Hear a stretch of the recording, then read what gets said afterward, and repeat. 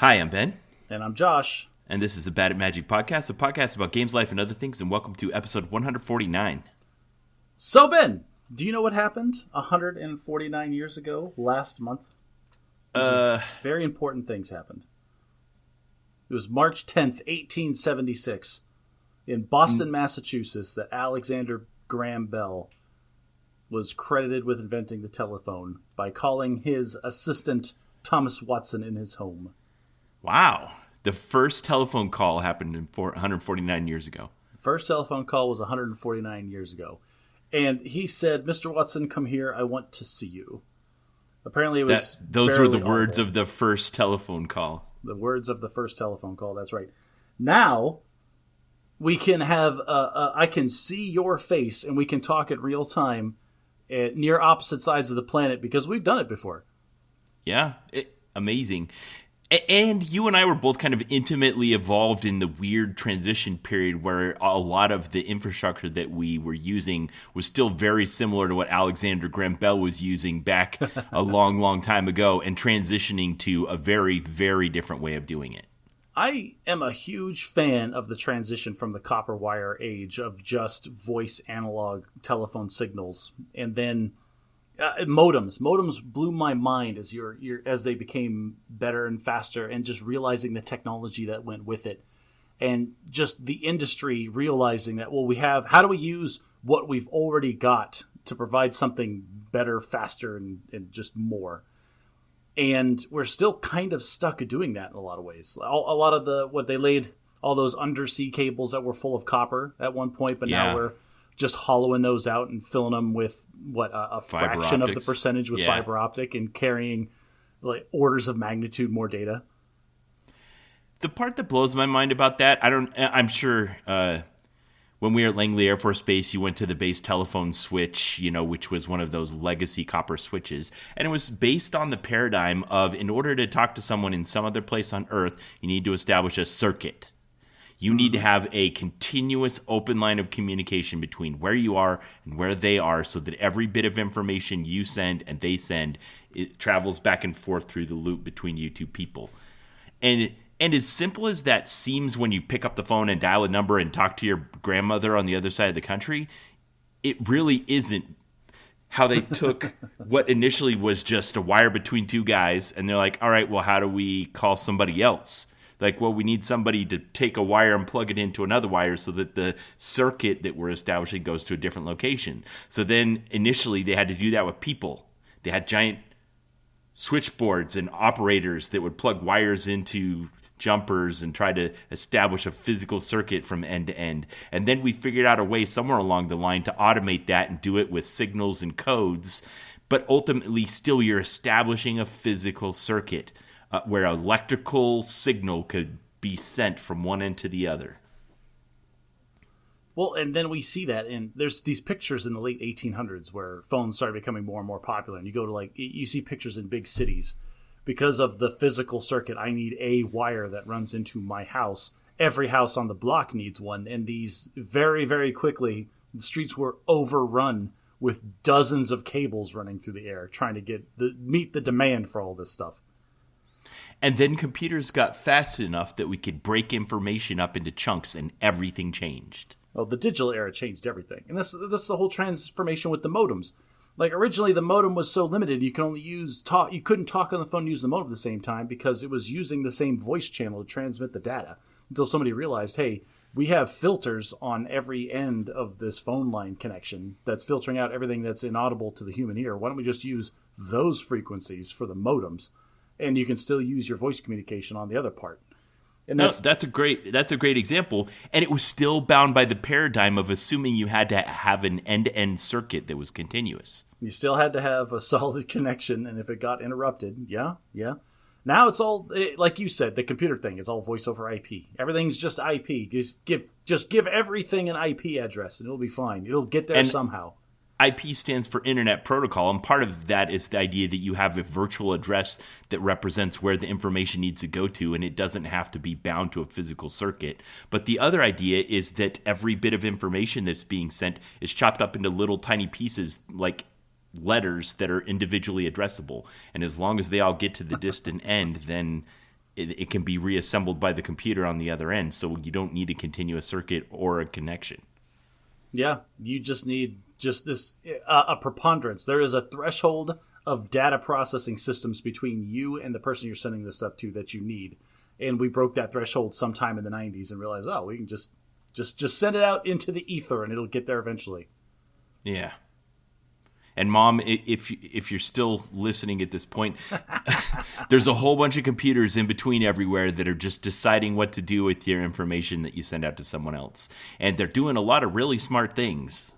Oh, and that's the thing. This is why we're both nerding out as IT professionals, is because the more you learn about it, the cooler it gets.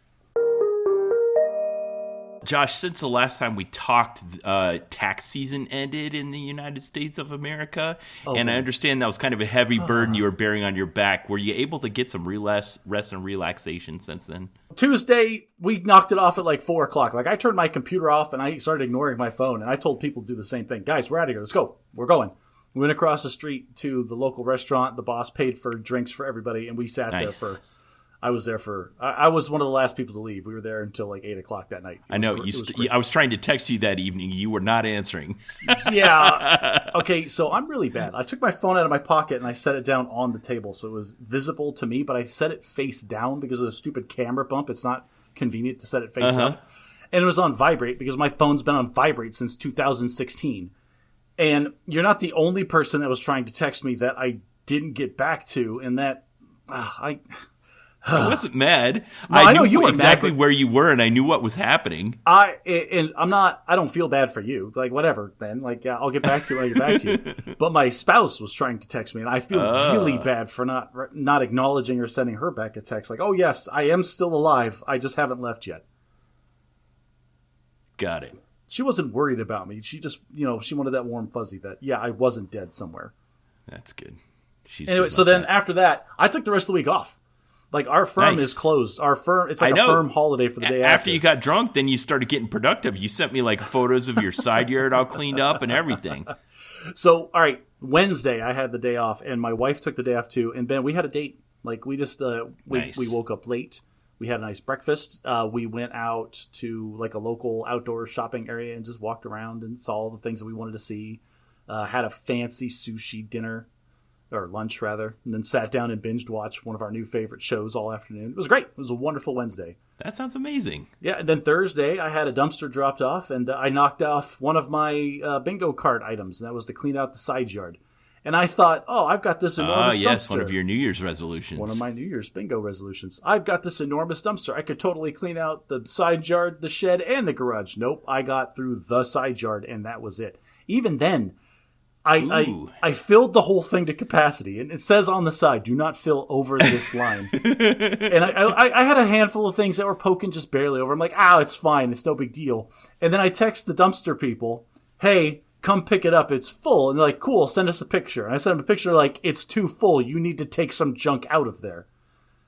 Wow. Okay, so what did you do? Did you send for the dumpster to come back, or do you still have some leftover junk? You had to take an extra trip to the dump? I have leftover junk in my side shed, and I have not emptied my shed, and I have not cleaned out my garage.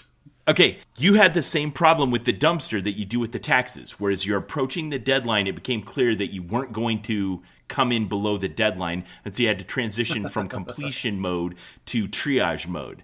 So what was your hierarchy of triage when you were like, well, I've got the garage, I got the side yard, I've got the shed, now what? Well, my triage was I started in the side yard. Like, I was going to work my way. I started all the way back, as far back as I could in the side yard. And I was going to work my way because that's the one on forward. the bingo card. Yeah. But having a dumpster at your house is a target of opportunity for your shed and your garage. Yeah. Well, all three of them are on my bingo card. And I thought that I thought that this dumpster was going to be enough. Ben, apparently I've got too much junk that I've been hoarding for several years. What?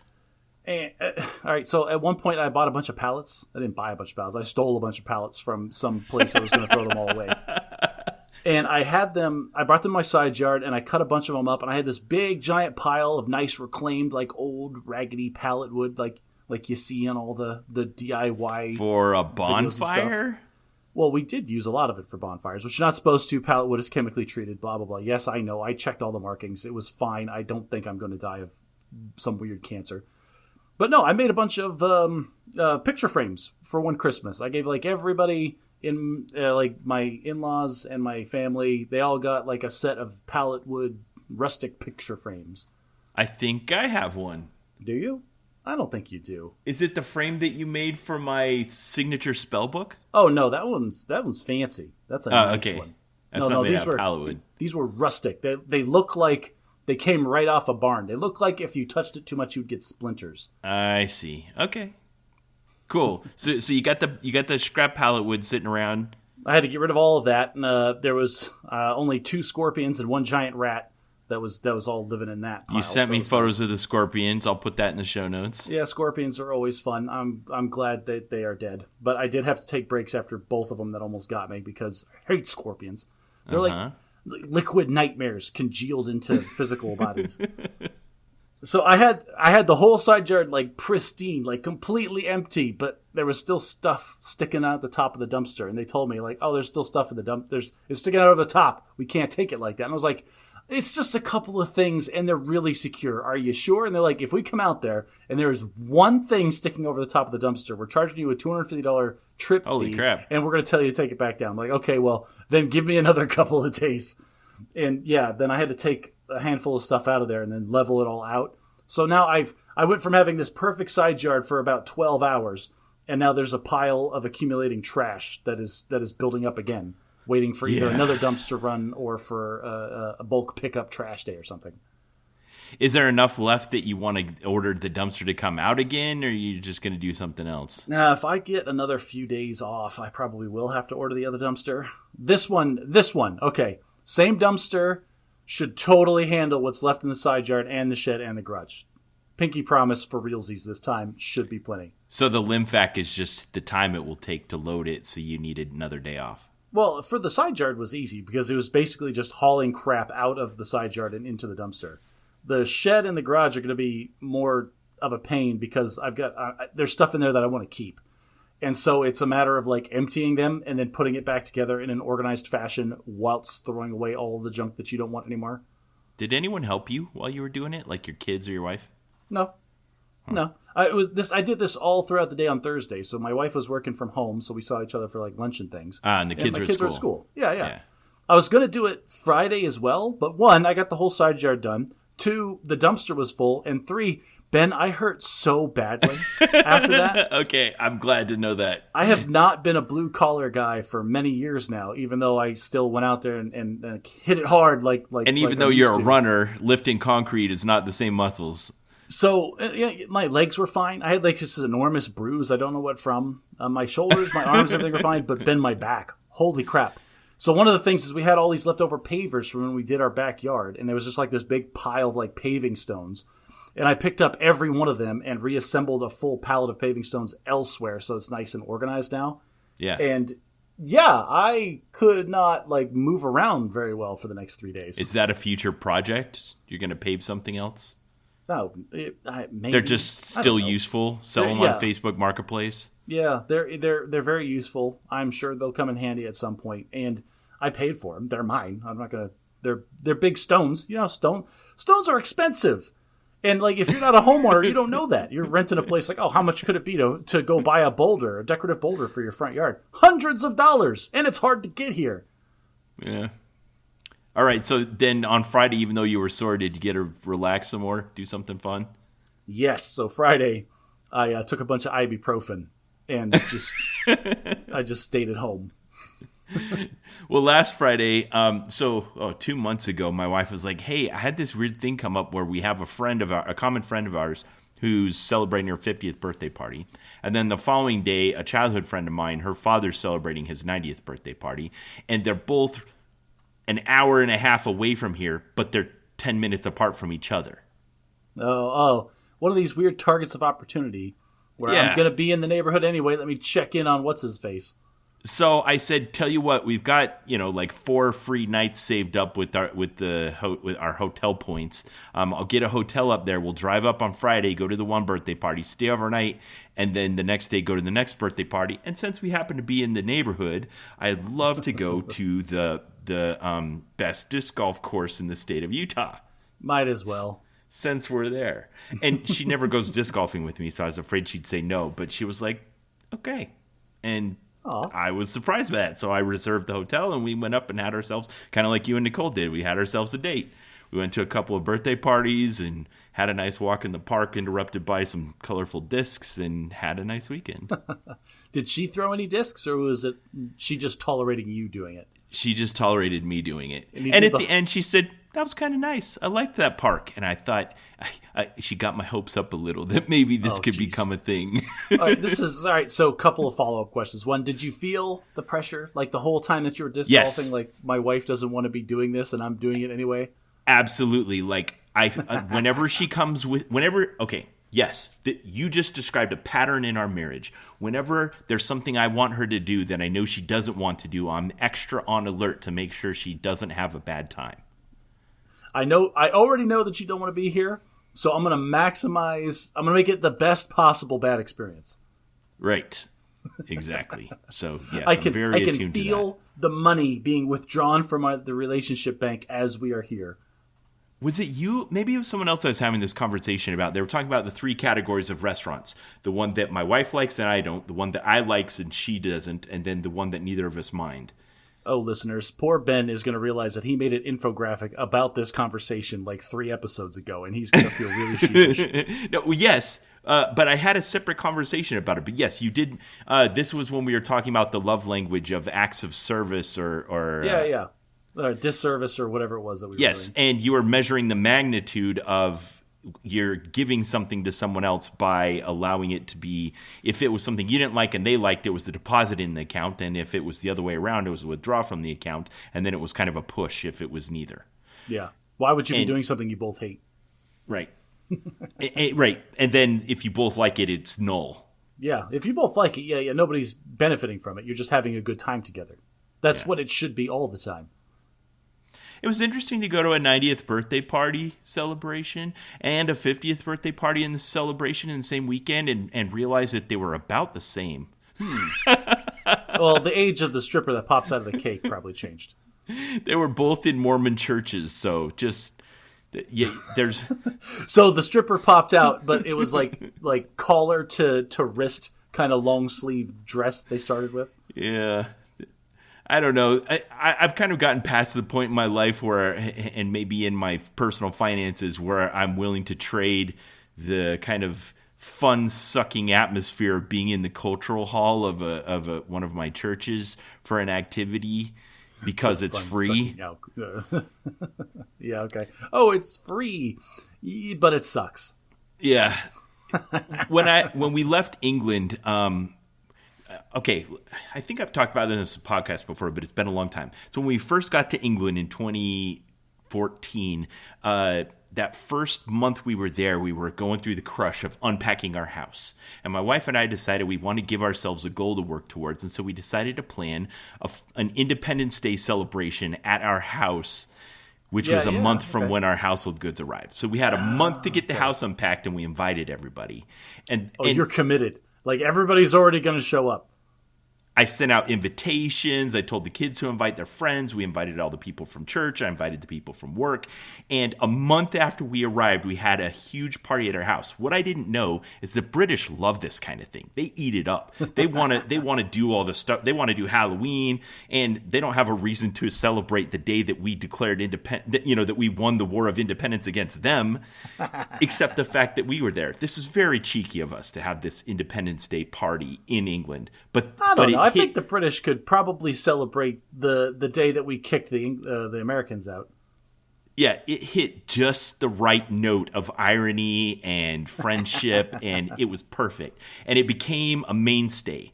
Our American friends that were leaving, the people I was replacing, there was like 40 people at our house, and they're like, how do you know this many people already? Oh, the LDS network. We all know each other already.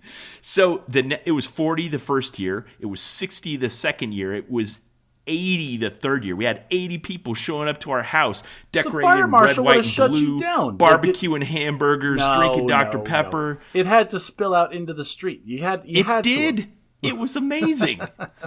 It became an institution. I kind of miss it.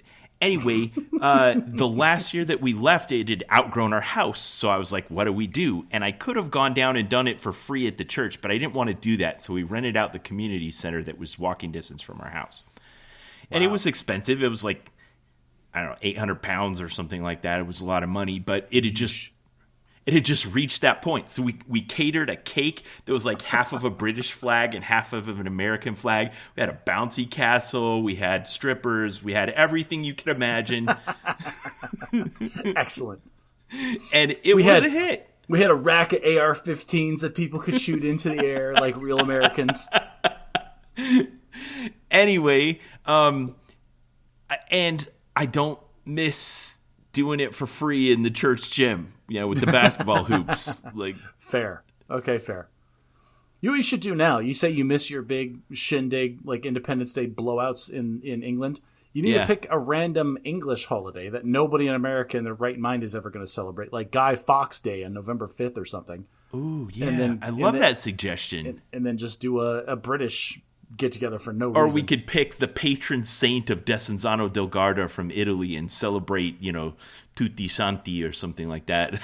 Yeah, exactly. And then you can educate people on your adopted Italian cultural thing, or just have an excuse to get together and throw a shindig. People love a shindig. Love it.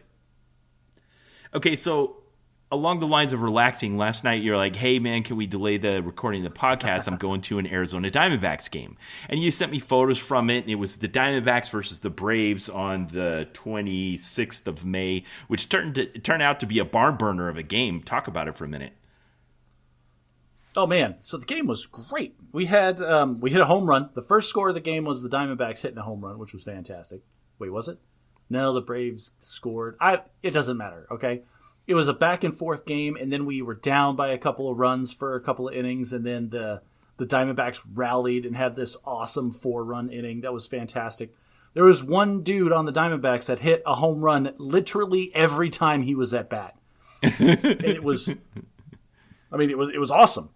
It was so awesome that we were in the top of the 8th inning, and the Braves came up by 1 run. And so it turns into this nail biter. We've been up by 4 runs for so many innings. Let's get out of here early and beat the traffic. But no, and then they make it a game again. Ends up going into extra innings. And I completely forgot that the MLB instituted the ghost runner for extra innings to try to end these games so it doesn't turn into those no-hitter situations, right? Wait, I don't know about this.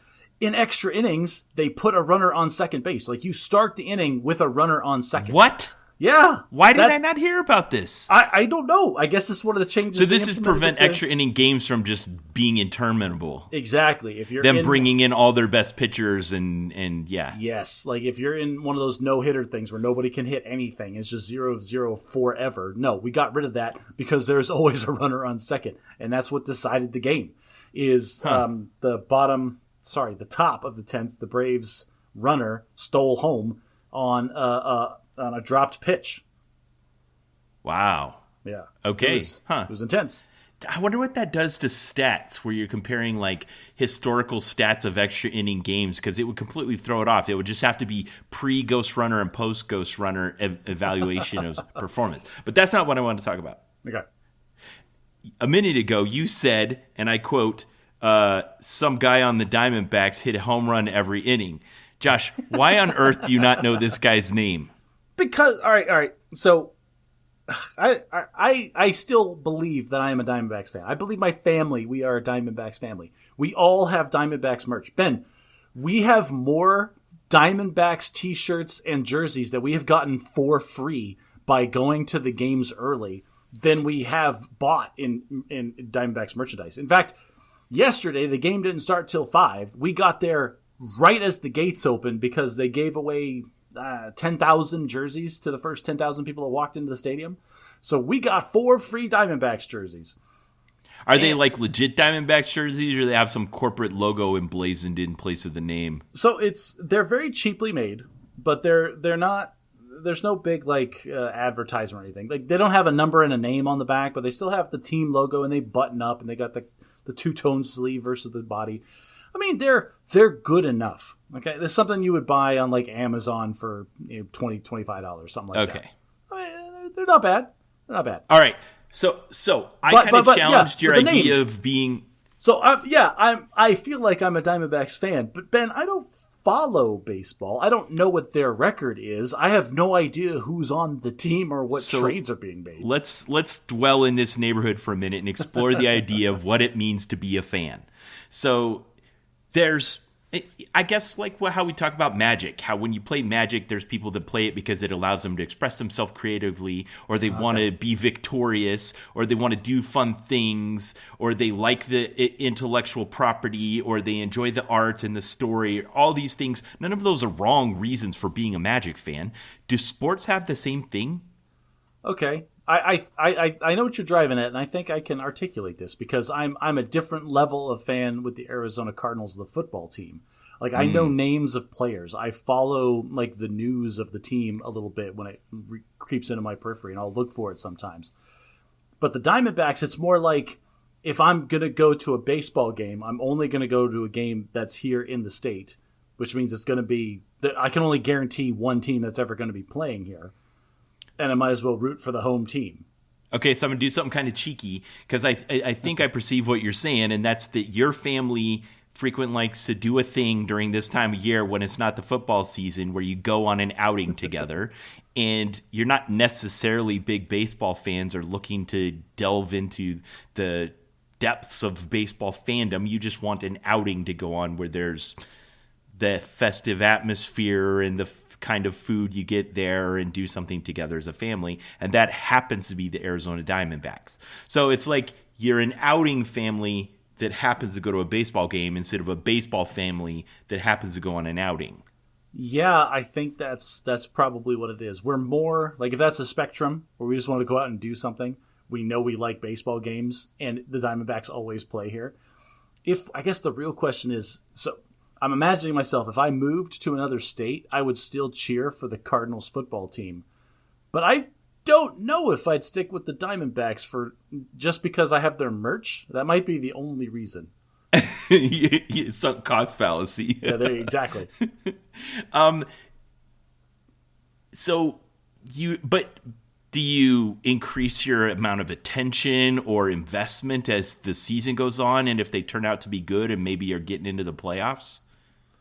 I mean, maybe, but I'm not paying attention. How vested am I in the Diamondbacks? Okay, one time we went to a Diamondbacks game where they were playing the Dodgers, and my wife is pseudo from California, and so the rest of my in-laws are big Dodgers fans. Does she have Dodgers merch? I think she might have a Dodgers jersey in the closet. Did she decide to wear it just to be cheeky? I think she did, and I don't think that she did. But when we went there, here's the thing. Like, so we went and we had a good time, but that was the only sellout house that we've ever been in at the Diamondback Stadium. And we swore never again. We are never going to another Dodgers game. There are way too many Dodgers fans that are close enough to the stadium. People drove from L.A. to attend this game. Wow. There's just too many people. It sucked. You like being there when it's like half sold enough that the atmosphere is exciting, but it doesn't feel like. Yeah, but there's nobody sitting in the seats next to you, kind of thing. I can man spread, tell my kid to sit like one seat farther away from me. Yeah, that's. What I don't have a ticket for that seat, but no one's going to be using it, so go ahead. This is funny thing. The Diamondbacks, the team, have been complaining that the stadium that they're in, one, is too old, which is ridiculous. I think it's not even as old as I am. But two, that it's too big. They can't sell it out every game, and that looks bad to I don't know, their stats or something, or maybe they can't jack up the price of their tickets. They want a brand new stadium. They want the local taxpayers to pay for a brand new stadium that's smaller and has more luxuries, so they're making more money. Like a movie theater renovating and taking out half the seats and putting in those giant recliners that hold more refreshments. Yeah, exactly. That's exactly what it is. They want to retool the whole stadium so they can somehow optimize it for the modern baseball fan. Are you the modern baseball fan? That doesn't know the name of the player that hit a home run every time he went up to bat? I could look it up, but this is how much I care. I'm not going to. No, am I this? What kind of a baseball fan am I?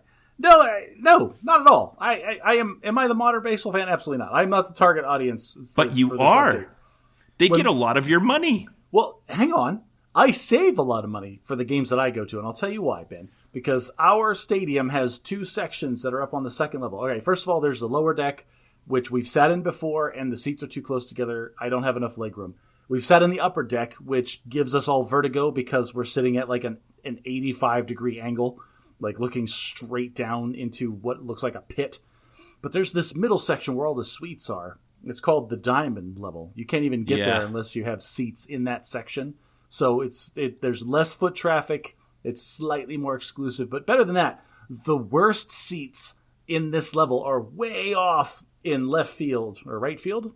One of the fields. And those 3 sections. The photo you sent me was from left field. Okay, so left field. They're apparently they're terrible seats. But these 3 sections, if you sit there, they are called the all-you-can-eat seats. And they like in the section right behind there, it's kind of like glassed off, so you have to go through another layer of security to even get in there because it has just open buffets, all you can eat potato chips, all you can eat peanuts, all you can eat hot dogs, and all you can drink soda. Nice. Okay, so you were talking about the barriers to entry, like how you went to a game where the stadium was sold out and it was such a pain in the butt you won't ever do that again, which is interesting. I guess that's the problem of building a stadium that big. They built it based on the assumption that, like, if we sold out every seat in this stadium at this price, we'd make this much money. So let's do that and then do everything we can to sell it out every night.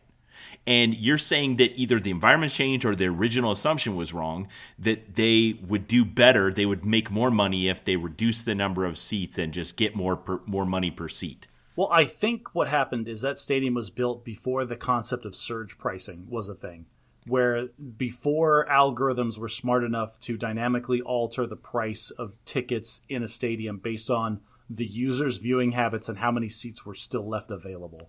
Well, that always happens kind of naturally. It's just the owners don't get the money when it happens. Like Yeah, if exactly. they're selling tickets happens. cheap and the demand for a game goes way up, then scalping happens and the secondary market makes all the money.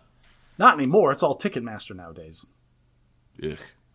Bruh. I know there's a Weird Al concert coming here in June that I want to go to, but the tickets have sold out. Not to people who want to go to the concert, but the people who want to resell the tickets online. And It's Okay. a thing. They're making laws about it. Like Taylor Swift concert tickets going for, freaking 5 figures. There is actual legislation in the works in many states to prevent that kind of crap from happening. Yeah, and you hear anecdotes of people who deal with it. My favorite is probably Billy Joel talking about how his concerts were better when the tickets of the people in the front row went to fans instead of the richest people possible. So what he would do is not sell the tickets for like the front 3 rows, and then as the concert was getting started, he would send staffers to go to the back of the stadium and give out the tickets for the front rows for free to fans that had just barely gotten in the door. Who's that for? Is that for Billy? That's for Billy Joel, right? That's Right. for him. He wants his super fans to be in the front row. Yeah. He just wants to see boobs. He just wants women to be taking their tops off and throwing them at him. That's what he wants. That probably happens. I don't know. Maybe and maybe that's what's called a positive externality. Our incentives align. I want to be in the front row to Billy Joel's concert, and Billy Joel wants to see me topless. It's perfect. It's a symbiosis. Right. Well, but the positive externality is that interaction's happening between Billy Joel and those women. But then the boyfriends that came with him to the concert get free tickets to the front row for the price of a ticket in the very back. If the cost of a front row ticket to Billy Joel is Billy Joel seeing my girlfriend's boobs, sign me up. No, okay, so hang on. I want to stick on this for just a second. Yeah. I still want to explore the idea of what it means to be a fan. Well, and I want to talk about these seats specifically for a second. Okay. Because I've mentioned before my son has kind of social anxiety. Like, I've got a little bit of social anxiety too, but I can push through it with alcohol. But my son, it's a lot worse. Like, the last time we went to a Diamondbacks game, the Diamondbacks game we went to before this one, my daughter was singing the national anthem in the school choir. And this was at the tail end of the season last year. And we got tickets down in the lower deck because they were cheap, because it was a terrible game that we were going to go see. And we're like, oh yeah, let's try it. Let's sit down there. It's close to where we're going to have to pick her up. It's like, it'll be different. But my son couldn't handle it. Like, in a way that he was just shutting down, like, physically and just. Yeah, you talked anxiety. about this on the show at the time. Okay, yeah. So we had to leave early. But this one, because of the multiple barriers, like I said, the foot traffic doesn't exist because you can't even get into this level unless you have tickets for this level. And then the second barrier, where you can't even be in this all-you-can-eat section unless you have seats in this section, it just restricts the amount of people that are just on accident around, that he's comfortable enough to be okay being there.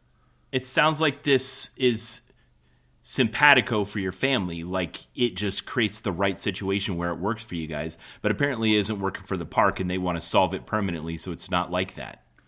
Yeah. Well, and there's one more positive to this thing is, Ben, I ate so many hot dogs yesterday.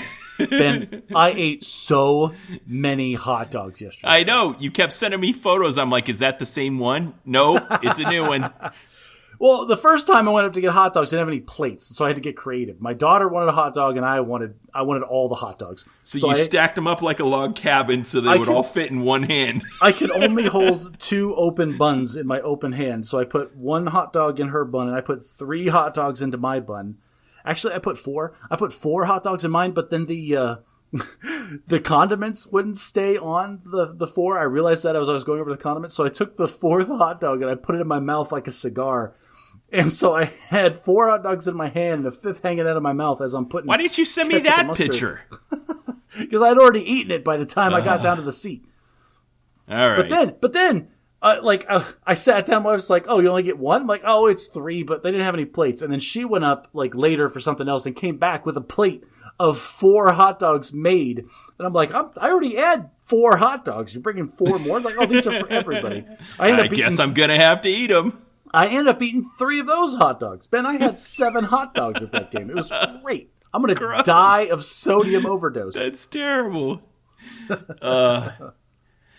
Okay, so you told the story one time how you guys went to Disneyland on a day when the forecast was real bad, and then ended up not being so bad, and you kind of had the park to yourself.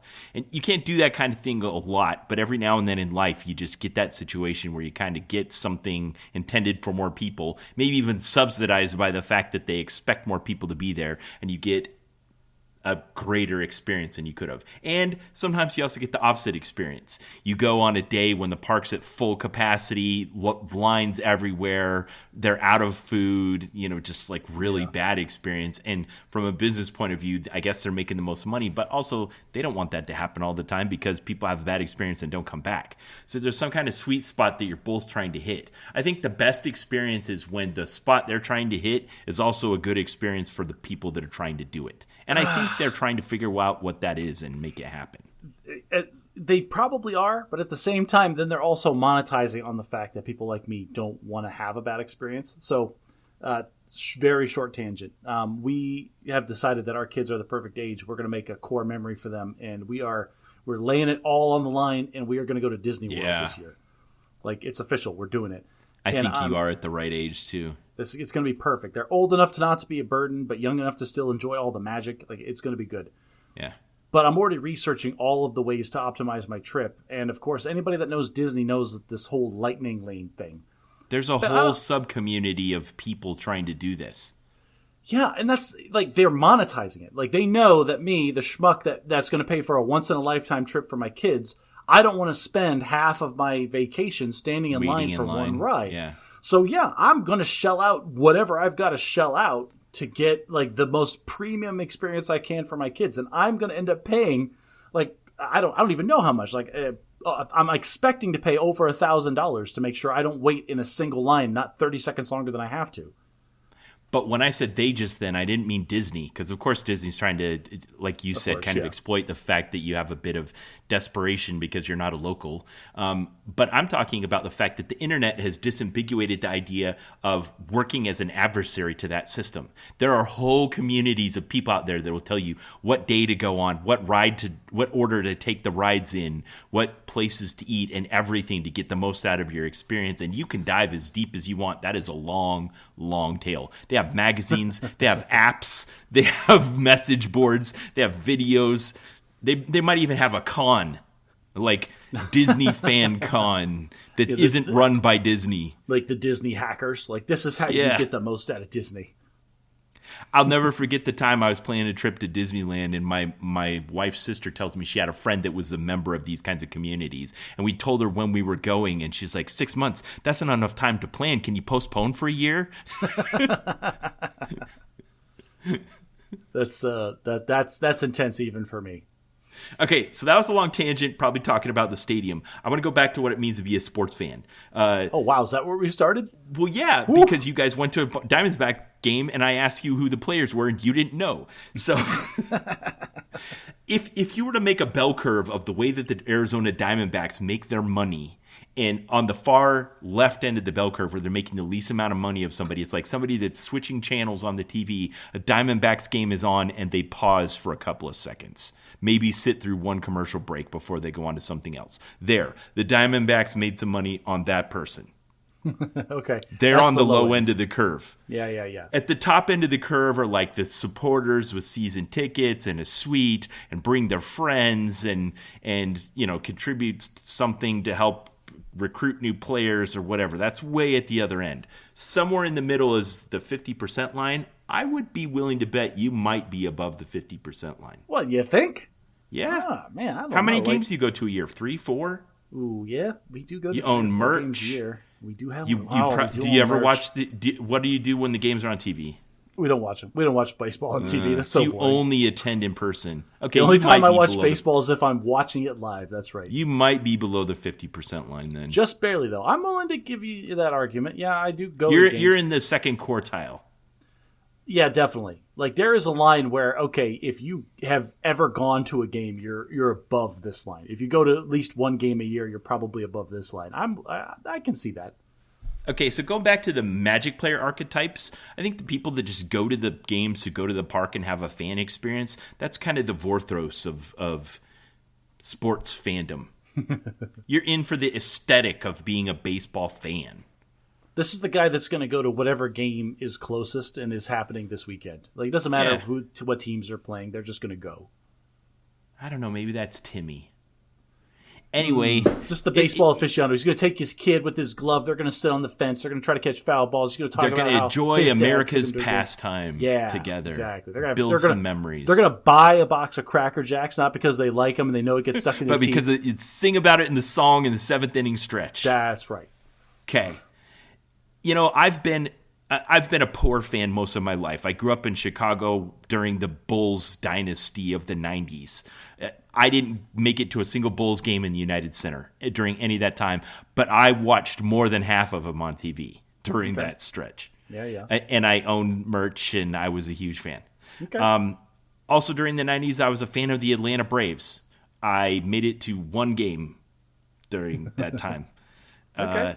I can tell you all the players from those teams, all of them. Okay. Like, I was really into the stats and the story and the coaching and the team ownership and the history and the drafting and trading and players and all that kind of stuff. You know what we need to try to do, you and I, more often? You and I need to try to go to a sports game where we like the opposite teams, just so we can yell at each other and sit next to each other and wear the opposite merch and just be ridiculous. Yeah, so I've fallen out of sports fandom recently. I've just filled those slots in my brain with other things in my life. So I don't have any... Listeners, Ben, right now, I can see him. He's wearing a Bath Rugby hat. Like, he's wearing a Bath Rugby jersey. Like, he's wearing sports merch, talking about how he's not a sports fan right now. The Bath Rugby are having an awesome season. Their point differential is 250 points. How can you drop a stat like that about a game nobody in America watches and say you're not a sports fan? Okay. All right. So, Josh, I'll tell you called me out and you were totally right.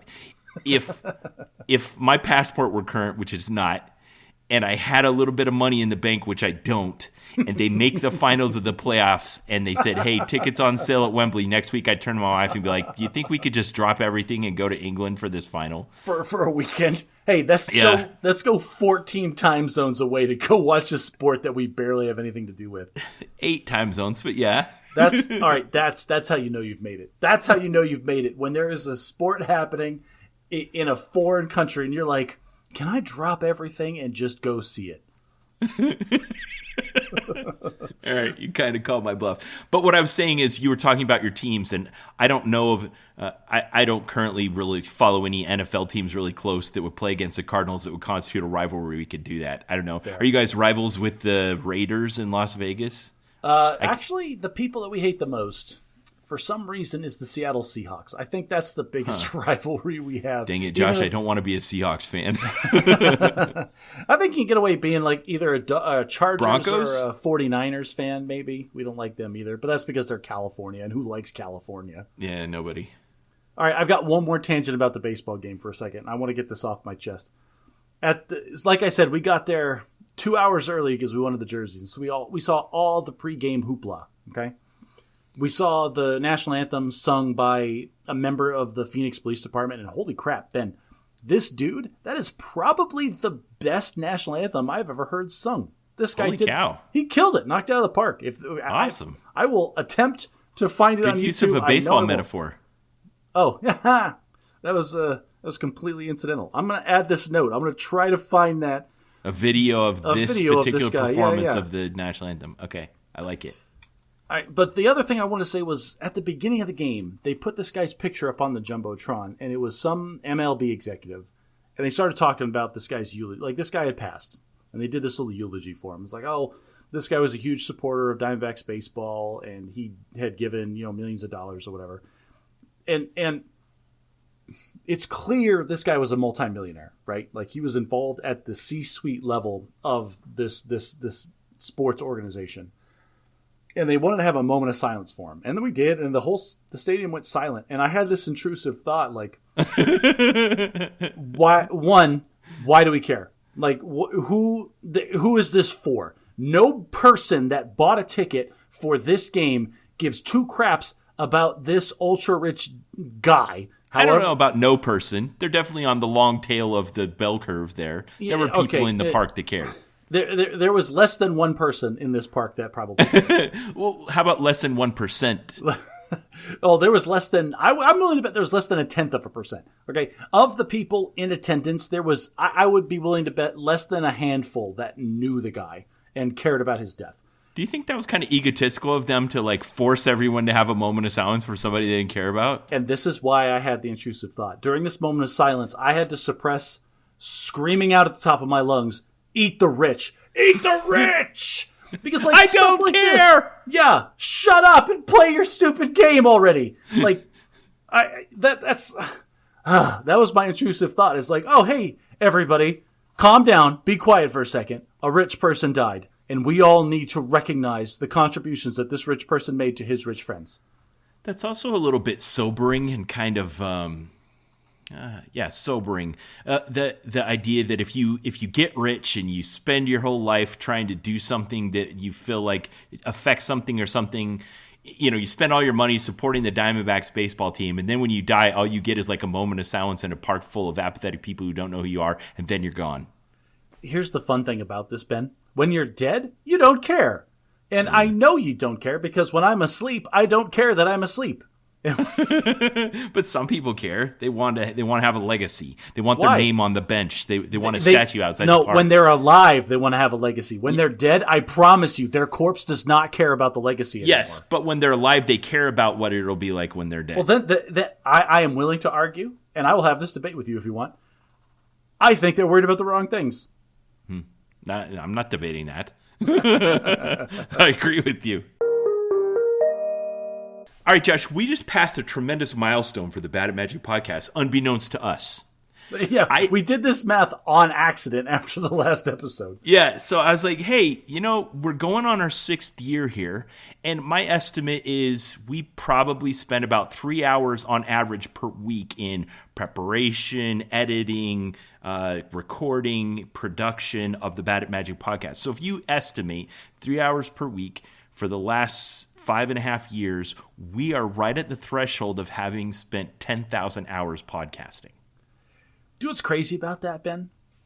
It is the fact that we can call ourselves not professional podcasters, but like semi-professional. Well, I guess we get kind of paid. Thank you, patrons. If you are a patron, thank you so much for your support. Because of you, we get to say that we're professional podcasters, and we've been doing this for 10,000 hours. Ben, not we just should professional. Now we're also experts.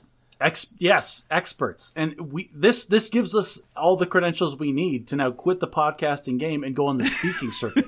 That's where we make the real money, is we're going to start giving talks at lectures about what you do to be a successful podcaster. You're kind of saying this cheekily, but do you know how much those guys make? A lot. That's why I said the words "the speaking circuit." Anybody that is on like the speaking circuit is making bank. So I just yesterday listened to a podcast about Morgan Spurlock. People have probably heard and seen movies by Morgan Spurlock. They just don't know. He was the guy that made the self-focused documentary called Super Size Me back in the early 2000s. I hear a lot of his scientific process was very tainted during that. That's part of the reason this podcast episode got made. What you also don't know is that he died of cancer last year. Oh, no. I don't know this guy. So anyway, again, moment of silence for a dude I've never met. There, that was it. That was the whole moment. Second. Morgan Spurlock basically kind of cut his teeth making documentaries on MTV where he would like pay co-eds at spring break to like eat a mealworm in front of their friends, and he'd give them 100 or whatever. And one day he realized, hey, I could.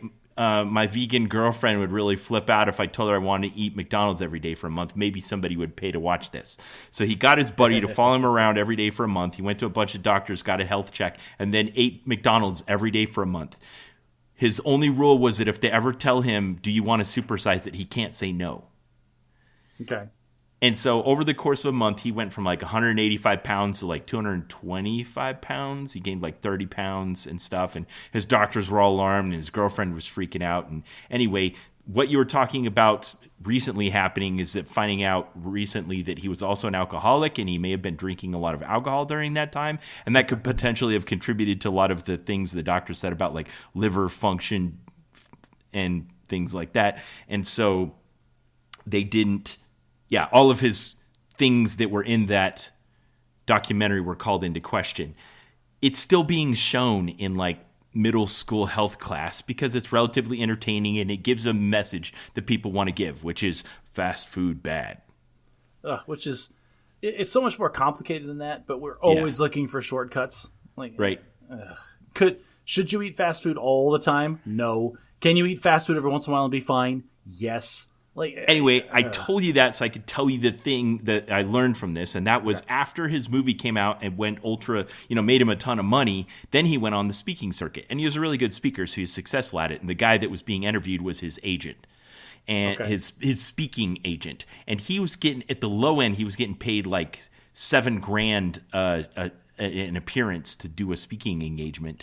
with all of his expenses. And he was doing, dozens of them a year. So he was making like $500,000 a year just giving speeches. Just talking. Ben, we're talking right now. We're doing it like practically for free. Just giving away this pure entertainment. You're welcome. Making the world a better place. Author Malcolm Gladwell popularized the concept that when you have directed practice of something for a total of 10,000 hours, that makes you an expert. So, Josh, you and I are now expert podcasters. Expert at sitting here, drinking beer, and talking to my best friend. I want to tell you a quick vignette about a thing that happened to me this week when my wife and I were traveling. We had to stop for fast food. I think it was at a Popeyes up in northern Utah somewhere. And for some reason, I looked at it and I decided I wanted the strawberry-flavored Minute Maid Aqua Fresca. Hang on. Strawberry-flavored Minute Maid Aqua Fresca? What? Yeah. The reason I said all that is because it was on one of those giant Coca-Cola freestyle machines. You know what I'm talking about? Oh, yeah. Where it's got the touch screen and you can add all the nonsense to it. And it only has one spout.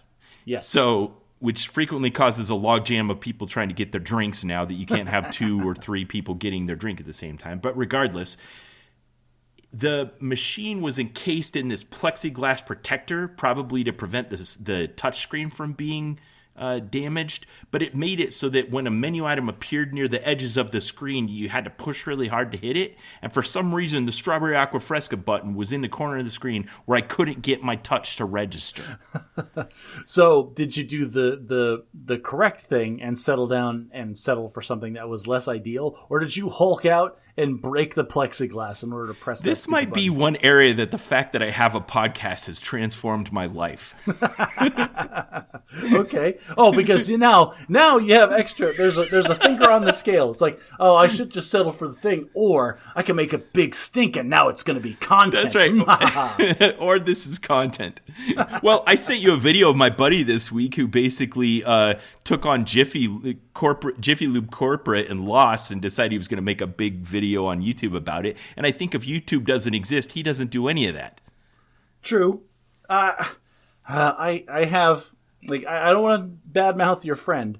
But But was the crappy. guy said Jiffy Lube screwed him once. I'm never going back again. And then he went back to Jiffy Lube. 2 more times, and then they yeah. screwed him again. And then I'm never going back again. As George Bush famously said, fool me once, shame on you. Fool me twice, you can't fool me again. Can't fool me a second time. Yeah, and then he went the third time and he got screwed again. Like it was a surprise. Like, okay, there's a point where it's your fault. Now, that said, settling your bill with all pennies, like that's an incredibly petty move that I have to give respect to. It's proverbial. Like, I've heard of people doing it, but I'd never seen it. And to watch a video recording of somebody actually paying their bill in all pennies, Okay. it wasn't as satisfying as I thought it was going to be. Well, First of all, that's really heavy. Well, this is where he lost me on the pennies thing. Like it's a fun idea, but the execution clearly was a problem. Right. Because He had go needed to 5 unroll banks. the pennies and bring them in there in like a cloth bag and dump them on the counter so they cascade onto the floor.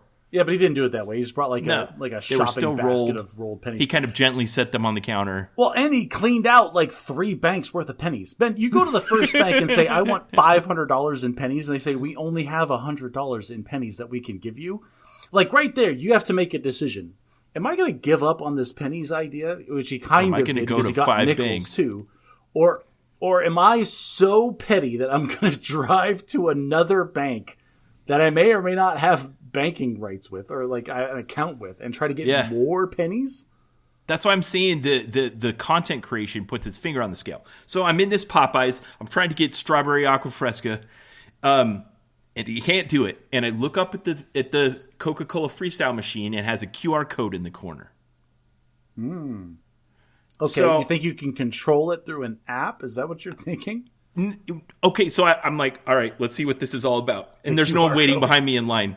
If there'd been someone waiting behind me, I would have settled and moved. No one waiting. My wife and I have the place to myself. I'm kind of bored, so I'm like, I scan the QR code. Hey, sweetheart, And- I'm going to dive down this rabbit hole real quick. You go ahead and start lunch without me.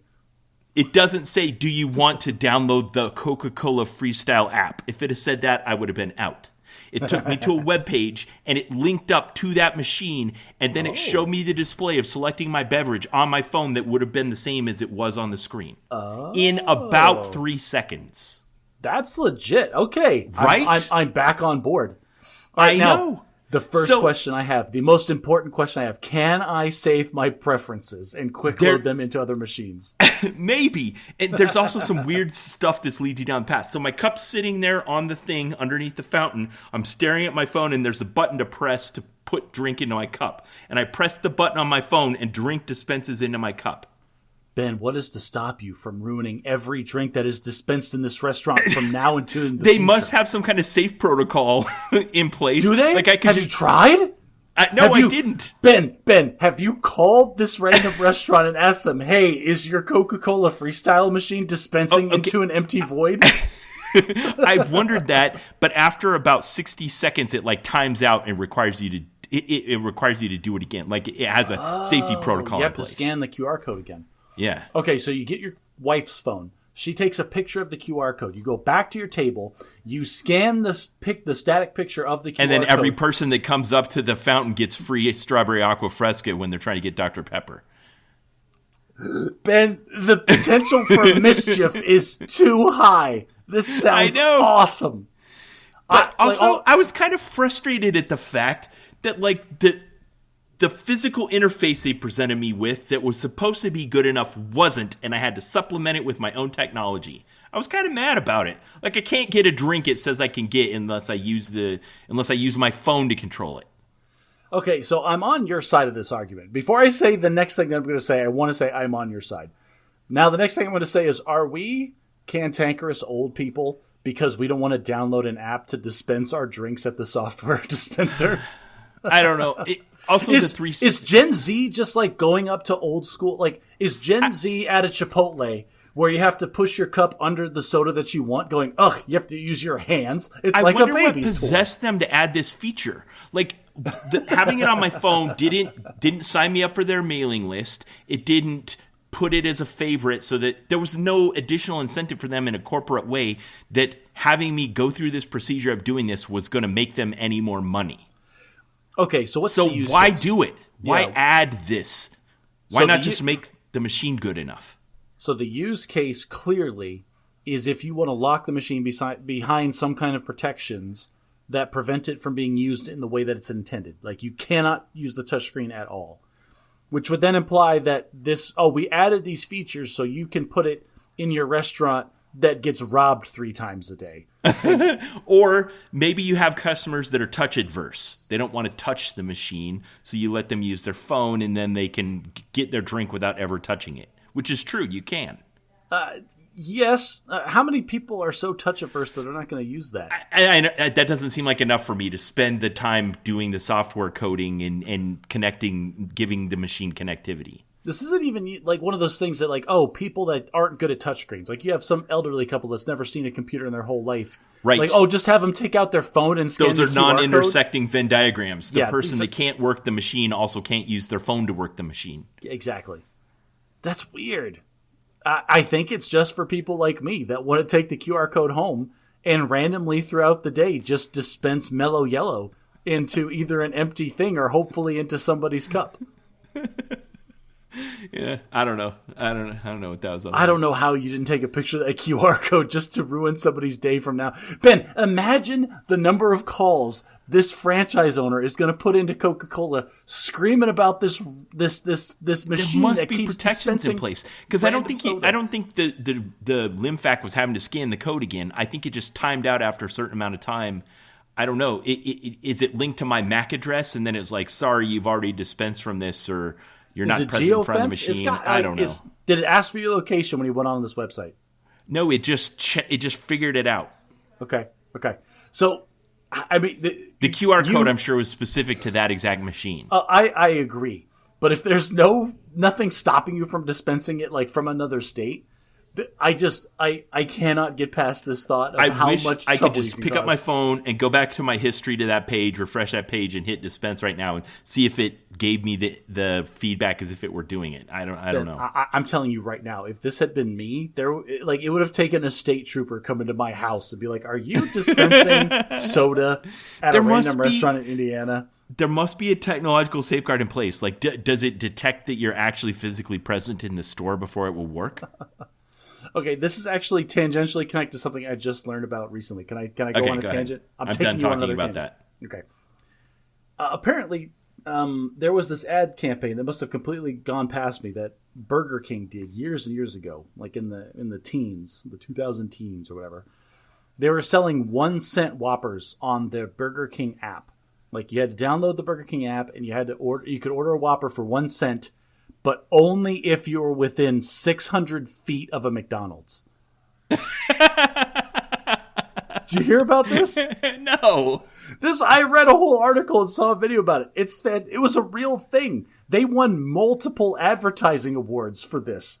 Like, because they had to first of all, they had an app, but then they had to set it up so that they knew where every McDonald's in the country was. And then geofence it so where oh yeah, you only get to apply this discount if you're within 600 feet of a McDonald's. That's amazing. That's fantastic. I totally would have gotten so many Whoppers doing that.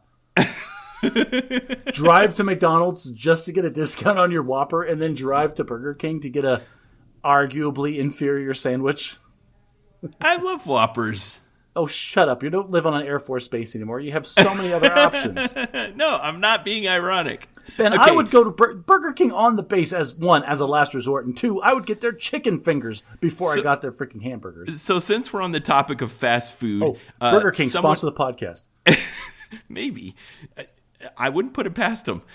So since we're on the topic of fast food, someone posted on our subreddit this week a post from a different subreddit where someone was complaining about the fact that they were a fast food worker and someone ordered a giant order and then pulled up to the window and wouldn't move away from the window so they could help other customers while they're making their giant order.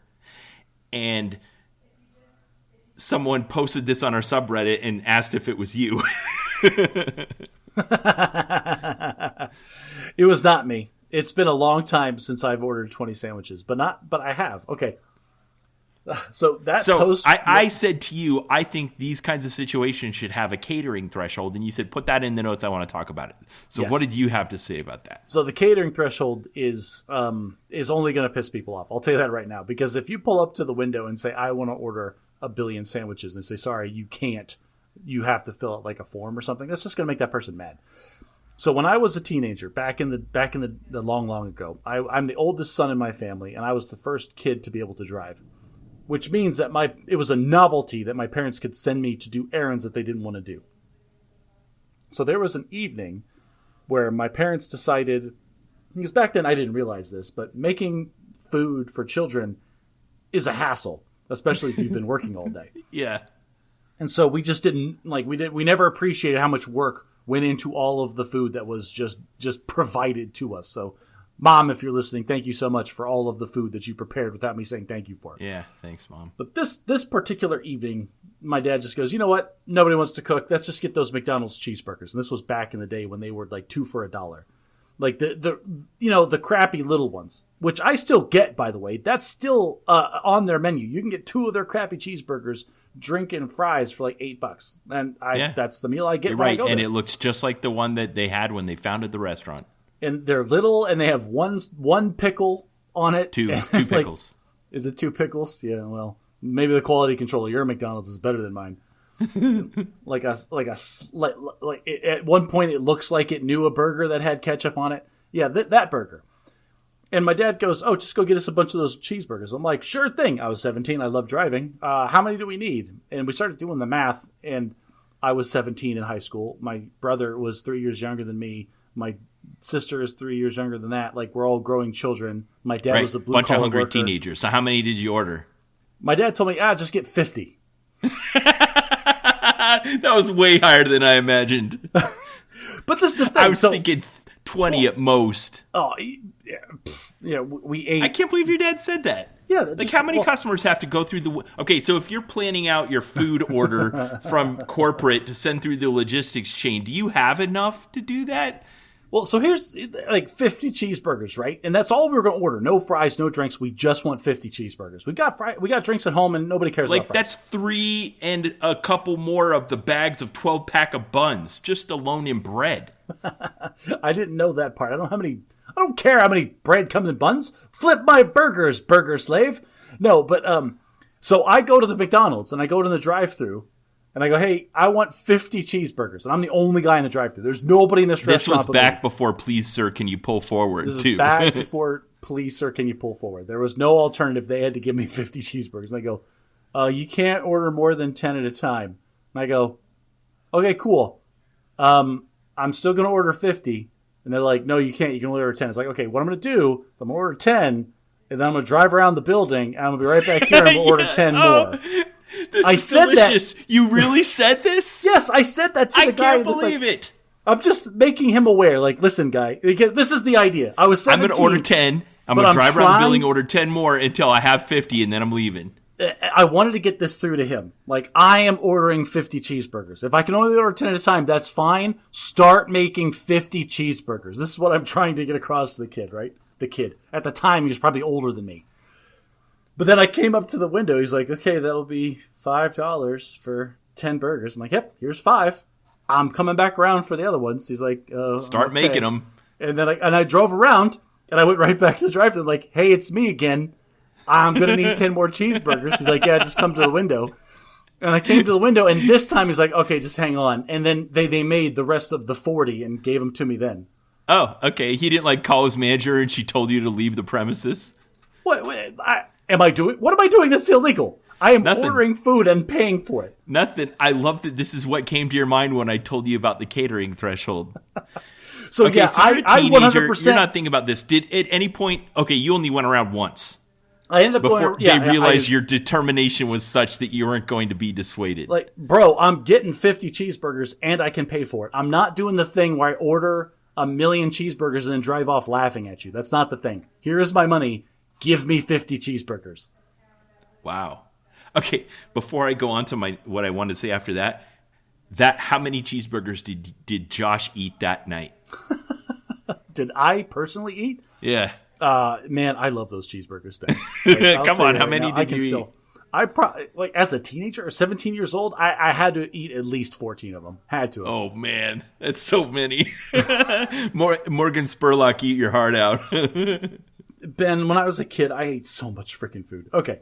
All right. So what were you going to say about now that you've had that anecdote? Okay, talk to me so about the catering threshold. So if I'm at corporate and I think, okay, I have customers that like my food enough that they want to serve it at their party or they want to take it home to their family, I definitely want to incentivize that, but I want to filter it out so that I can either prepare for it to have extra staff on hand, have extra food available or stuff like that. How much time in advance do I need to know that to plan for those kinds of things so that I'm not just having extra food and people around that I'm losing money on? Okay. And that's the catering threshold. Like if you want to order above a certain amount, then you need to give us some advance notice so we can plan so that your food is hot and fresh and doesn't inconvenience our other customers and piss them off. Because I want to please both groups of customers. Yeah. Now, you're right that there's nothing stopping you from doing impromptu catering any time of night or day if you want it. But you're going to have a bad experience. Right. I think they try to filter those out. Like if you go into Chick-fil-A, they have the whole menu up and then the last panel is dedicated to like, do you want to do a really big order? Let's make it great for you. We offer catering. Here's what you need to do. Here's the number you call. Talk to so-and-so. We'll throw in some extras, whatever, to kind of filter out those kinds of orders. Yeah, the idea there being that you have to draw a line somewhere. Just like I was talking about earlier with my tax nonsense. Like there is, okay, I can help you, but not this second. Like you, this one person, it is not worth me taking the manpower, the resources necessary to service you right now in the middle of our lunch rush. I will lose 15 other people while they're waiting for us to make your ridiculous order. Right. So you go pound sand and get out of this building and call corporate if you want to complain about it. I'm going to serve everybody else. Sure. And maybe when teenage Josh went and made that giant order one night, the regional manager is looking at his stats for that night and says, "Hey, manager of store 1411, you had a great night last Wednesday. Congratulations." I think it was specifically it was one of those deals where like if you come on this day between these times, like we have a happy hour on the slowest days. Then why was the drive-thru empty? Nobody was there. And I think that's why there was the special, to encourage people like me to show up and buy a bunch of cheap cheeseburgers. Well, remind me never to get in an eating contest with you. I've not been. I'm 41 years old. Okay, hang on. I'm realizing that I'm saying this and trying to downplay my eating ability after bragging about how many hot dogs bragging that you ate 5 hot dogs before the national anthem was over. Those weren't the only hot dogs I had either. Yeah, all right, fair enough. You walked right into that one. Yeah, I can't talk both sides of my face on the same episode of the podcast. So as our lives are becoming increasingly digital, we're starting to get encroached by the algorithm, but it's also what we want. I heard an ad on a podcast the other day that says, your life can be made better by artificial intelligence, but you don't just want artificial intelligence. You want artificial intelligence that knows you, that knows your life. And this was an IBM advertisement telling businesses to buy their artificial intelligence product to bring into their business and give access to all of their internal data so then it could show them how it can improve their processes and make them more profitable. Just call it Skynet. This is the problem with advertisements like that one. But they're right.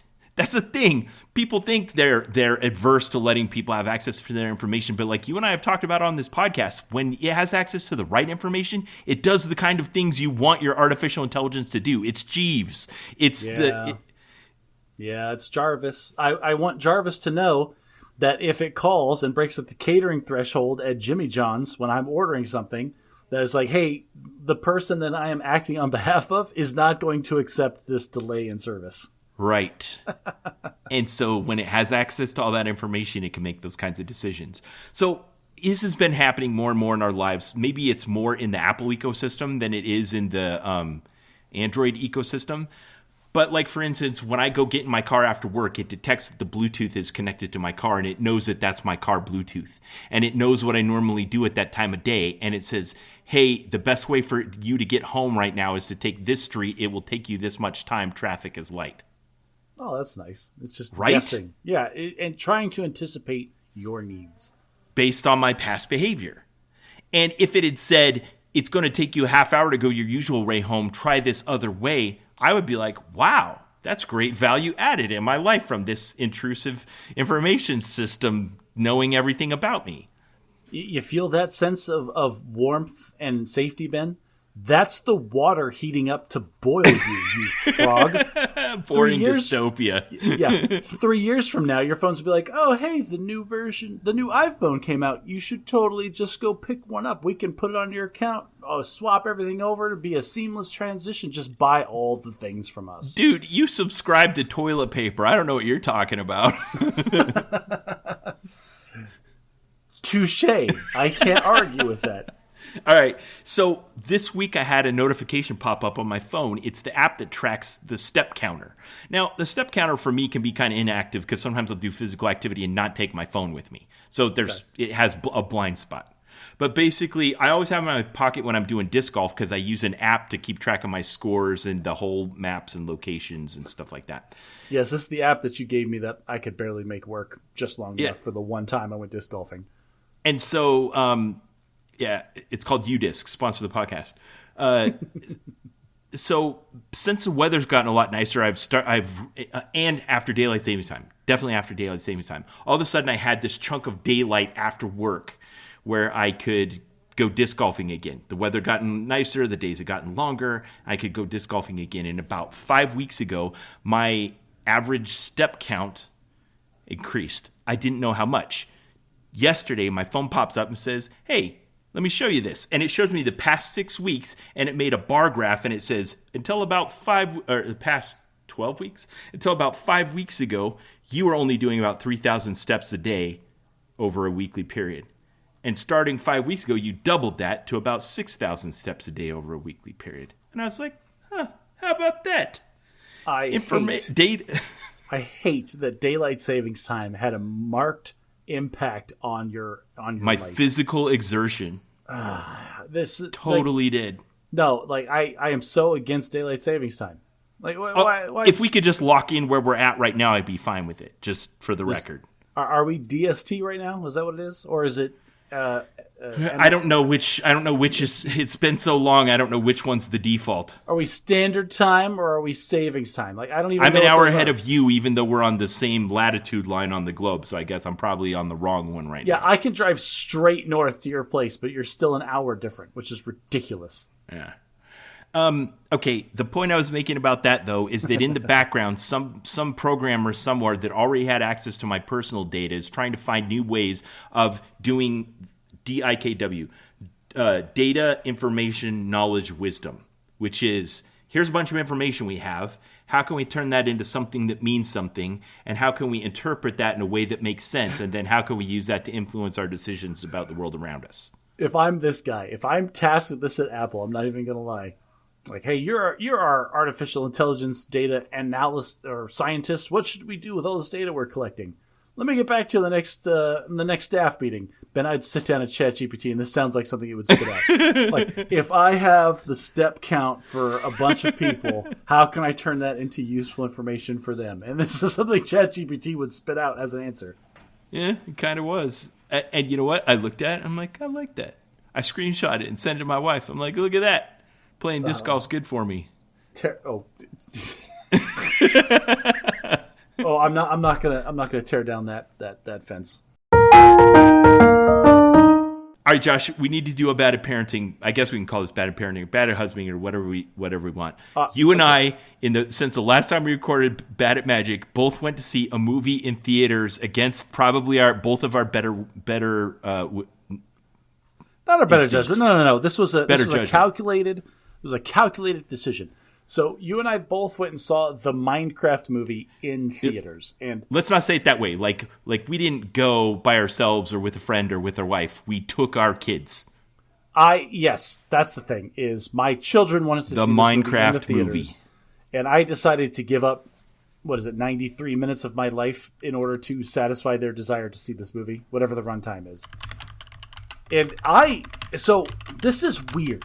I'm not going to lie to you, Ben. This is weird. This is a Gen Alpha, Gen Z weird thing that they are doing. I'm sorry.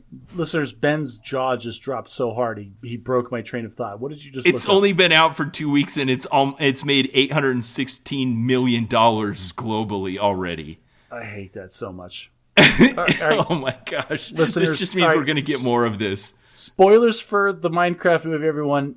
It's not a good movie. It's terrible. It's a dumpster fire from start to sucks. finish. There, like the story, like it's. But we knew that. We knew this. Okay, we knew that going in. I knew it was going to be a travesty. I knew that. But what I only realized a couple of days before that was happening is I started seeing all the social media nonsense. That was people posting what's happening in the theaters during this movie. Listeners, if you have for someone not with seen social anxiety, did this dissuade you? Were you like, maybe I better not go? We made our seating decisions exclusively because of this crap that's happening in the theaters. Did you sit in the top all the way at the back? We sat in the top back corner. Like, we want to minimize. All right, so listeners, if you don't know what we're talking about, there are several points in this movie where Jack Black says some trigger phrase that Gen Alpha and Gen Z have decided are go signals for the end of the freaking world. And so Jack Black says a line in the movie, and then everybody loses their minds. And when I'm talking like mass hysteria, like people leaping out of their seats, running around the theater, throwing popcorn everywhere, throwing entire full buckets of popcorn. I've seen live chickens, people lighting off fireworks. Oh my gosh! Like, it's just absolute insanity. And okay, so my son's friend went to the theater again this weekend to see it again, and they said there was a police presence in the theater for when this thing happened. That's kind of sad. I think, unfortunately, you can't allow something like this to happen and throttle it. But you got to know that the executives that are making hand over fist off of this movie are just laughing all the way to the bank about this social phenomenon that's happening behind this terrible movie. It made such a worse viewing experience.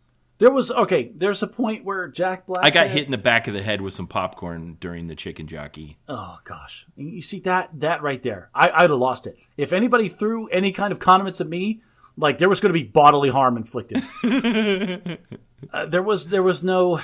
most of the people that were in my theater were Gen Alpha, not Gen Z. So they didn't have their own disposable income, and two, they didn't have stuff to throw around. It was all gone by that point. So they were just yelling. They were just yelling and screaming and running around. Okay. But they did. I did. The movie's been out, you said, for 2 weeks. Ben, that means I saw it when it was only been out for 1 week. There was a song that Jack Black sang, because Jack Black's in the movie. He's going to sing a song. Right. It was like it turned into a sing-along. Everybody in the theater. It was a stupid song. It was, I don't know, he like sold some kind of burger or something in the Minecraft universe, and he singing the jingle for his restaurant. He made fried chicken with lava, and he like chicken lava song. And lava chicken song, yeah. How did everybody know the words? This movie just came out. How is that a thing? There's also something to be savored and admired about the fact that they just hit the nerve right on. Because sometimes they try. Remember when the Emoji Movie came out and it was terrible and a dud and no one went to see it? And this is the opposite of that. It's the Minecraft movie, which Minecraft's been popular for 20 years, and it comes out and just it nails it. And people are excited. They're bringing their friends. They're going multiple times. They're memorizing the lyrics to the Lava Chicken song. It's so bad. Listeners, I can't articulate. It can't have been as bad as the Emoji Movie, but okay. It's a storytelling mess. There are characters that are completely unnecessary. I feel like it's fan service in the worst sense of the word the entire time. I was mildly annoyed the entire time and occasionally amused in spite of myself. I could not help but notice that as soon as Jack Black met Jason Momoa in the movie, every other character in the movie ceased to be relevant in any sense. That was Jason Momoa? Huh? I didn't know that was Jason Momoa. I was like, who is this beefcake? Is this some other pro wrestler that wants to start an acting career? He has a lot of acting. Yeah, no, that's a real guy. Okay. But tell me I'm wrong. Tell me that as soon as Jason Momoa met Jack Black, that you gave the two female characters left the narrative. They went a different place, and we didn't even see them for another 40 minutes. I mean, they even had a lovemaking scene in the middle as they were flying through that hole in the mountainside. That was... They were talking about it, making it weird. Like, oh, we got to get smaller to get through this hole. It turned into one of those weird cartoon things where it's going to happen in 6 seconds, but we're going to talk about it for 45 minutes before it happens. What a terrible movie. It was so bad. Bad. But like I said, it's made $816 million, and it's not done. It's probably going to cross $1 billion. So that means sequels and copycats, and we're in for it. Like, COVID looked like, I predicted on this podcast that COVID was going to usher in the end of movie theaters as we know them. And I think this is a manifestation of the truth of that. That if you can still watch a movie in high definition, full quality the day it comes out in your own home, there needs to be something else to get your butt in the seat in the theater and pay $8 for a bowl of popcorn. Well, you have to have 2 popcorns now because you're going to eat one and throw the other, apparently. You got to eat one before the opening credits, and then have one to throw in the chicken jockey scene. You didn't get hit with anything? I was sitting in the back left corner, and nobody threw anything. Like, we were a very tame theater. I was appreciative of that. Did your kids like the movie? Yeah, my kids... Well, okay, so... They play Minecraft, right? Yeah, of course they do. Of course they do. They do. My daughter loved it, start to finish. Great movie, so fantastic, but she's 10. My son, I asked him, what'd you think of the movie? He's like, oh, it was okay. And he's like, what did you think of the movie? And then I started dumping on it, and he goes to the end, he's like, yeah, it was kind of terrible, huh? Really bad. And so he's just mirroring my feelings on the movie. Yeah. Okay, so you had something else in here under these bad ads. You said something. Yes. Okay, I don't know if this is bad at husbanding or bad at parenting. It's one of these, or maybe both. I don't know. Bad at being a dad, having a family. This was such a random thing that happened, and I have to talk about it because I just love it so much. So, my daughter, who apparently takes after me, and then my son, who apparently takes after my wife. We had this fun little, just coincidental thing that happened over the course of the last 2 days. Yesterday, Saturday, middle of the day before we had gone to the Diamondbacks game, I went to spin class and I'd come back and I'm getting ready I'm decompressing. I'm like sitting on the floor after stretching and I'm like flicking through some TikToks before I get ready for the rest of the day.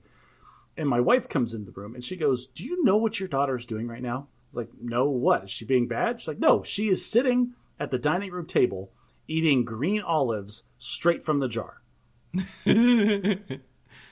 And That's not so weird. Well, and I said, were you going to use those olives for something? Like, that's like she needed a snack and she's just eating olives. Is that a problem?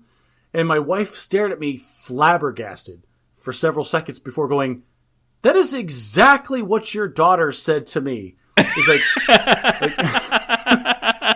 you're right. It's all of the above. Yeah. And apparently my wife challenged, because my wife doesn't like green olives. And she goes, oh, you're just eating green olives out of the jar? My daughter stopped, froze, and goes, were you going to use them for something?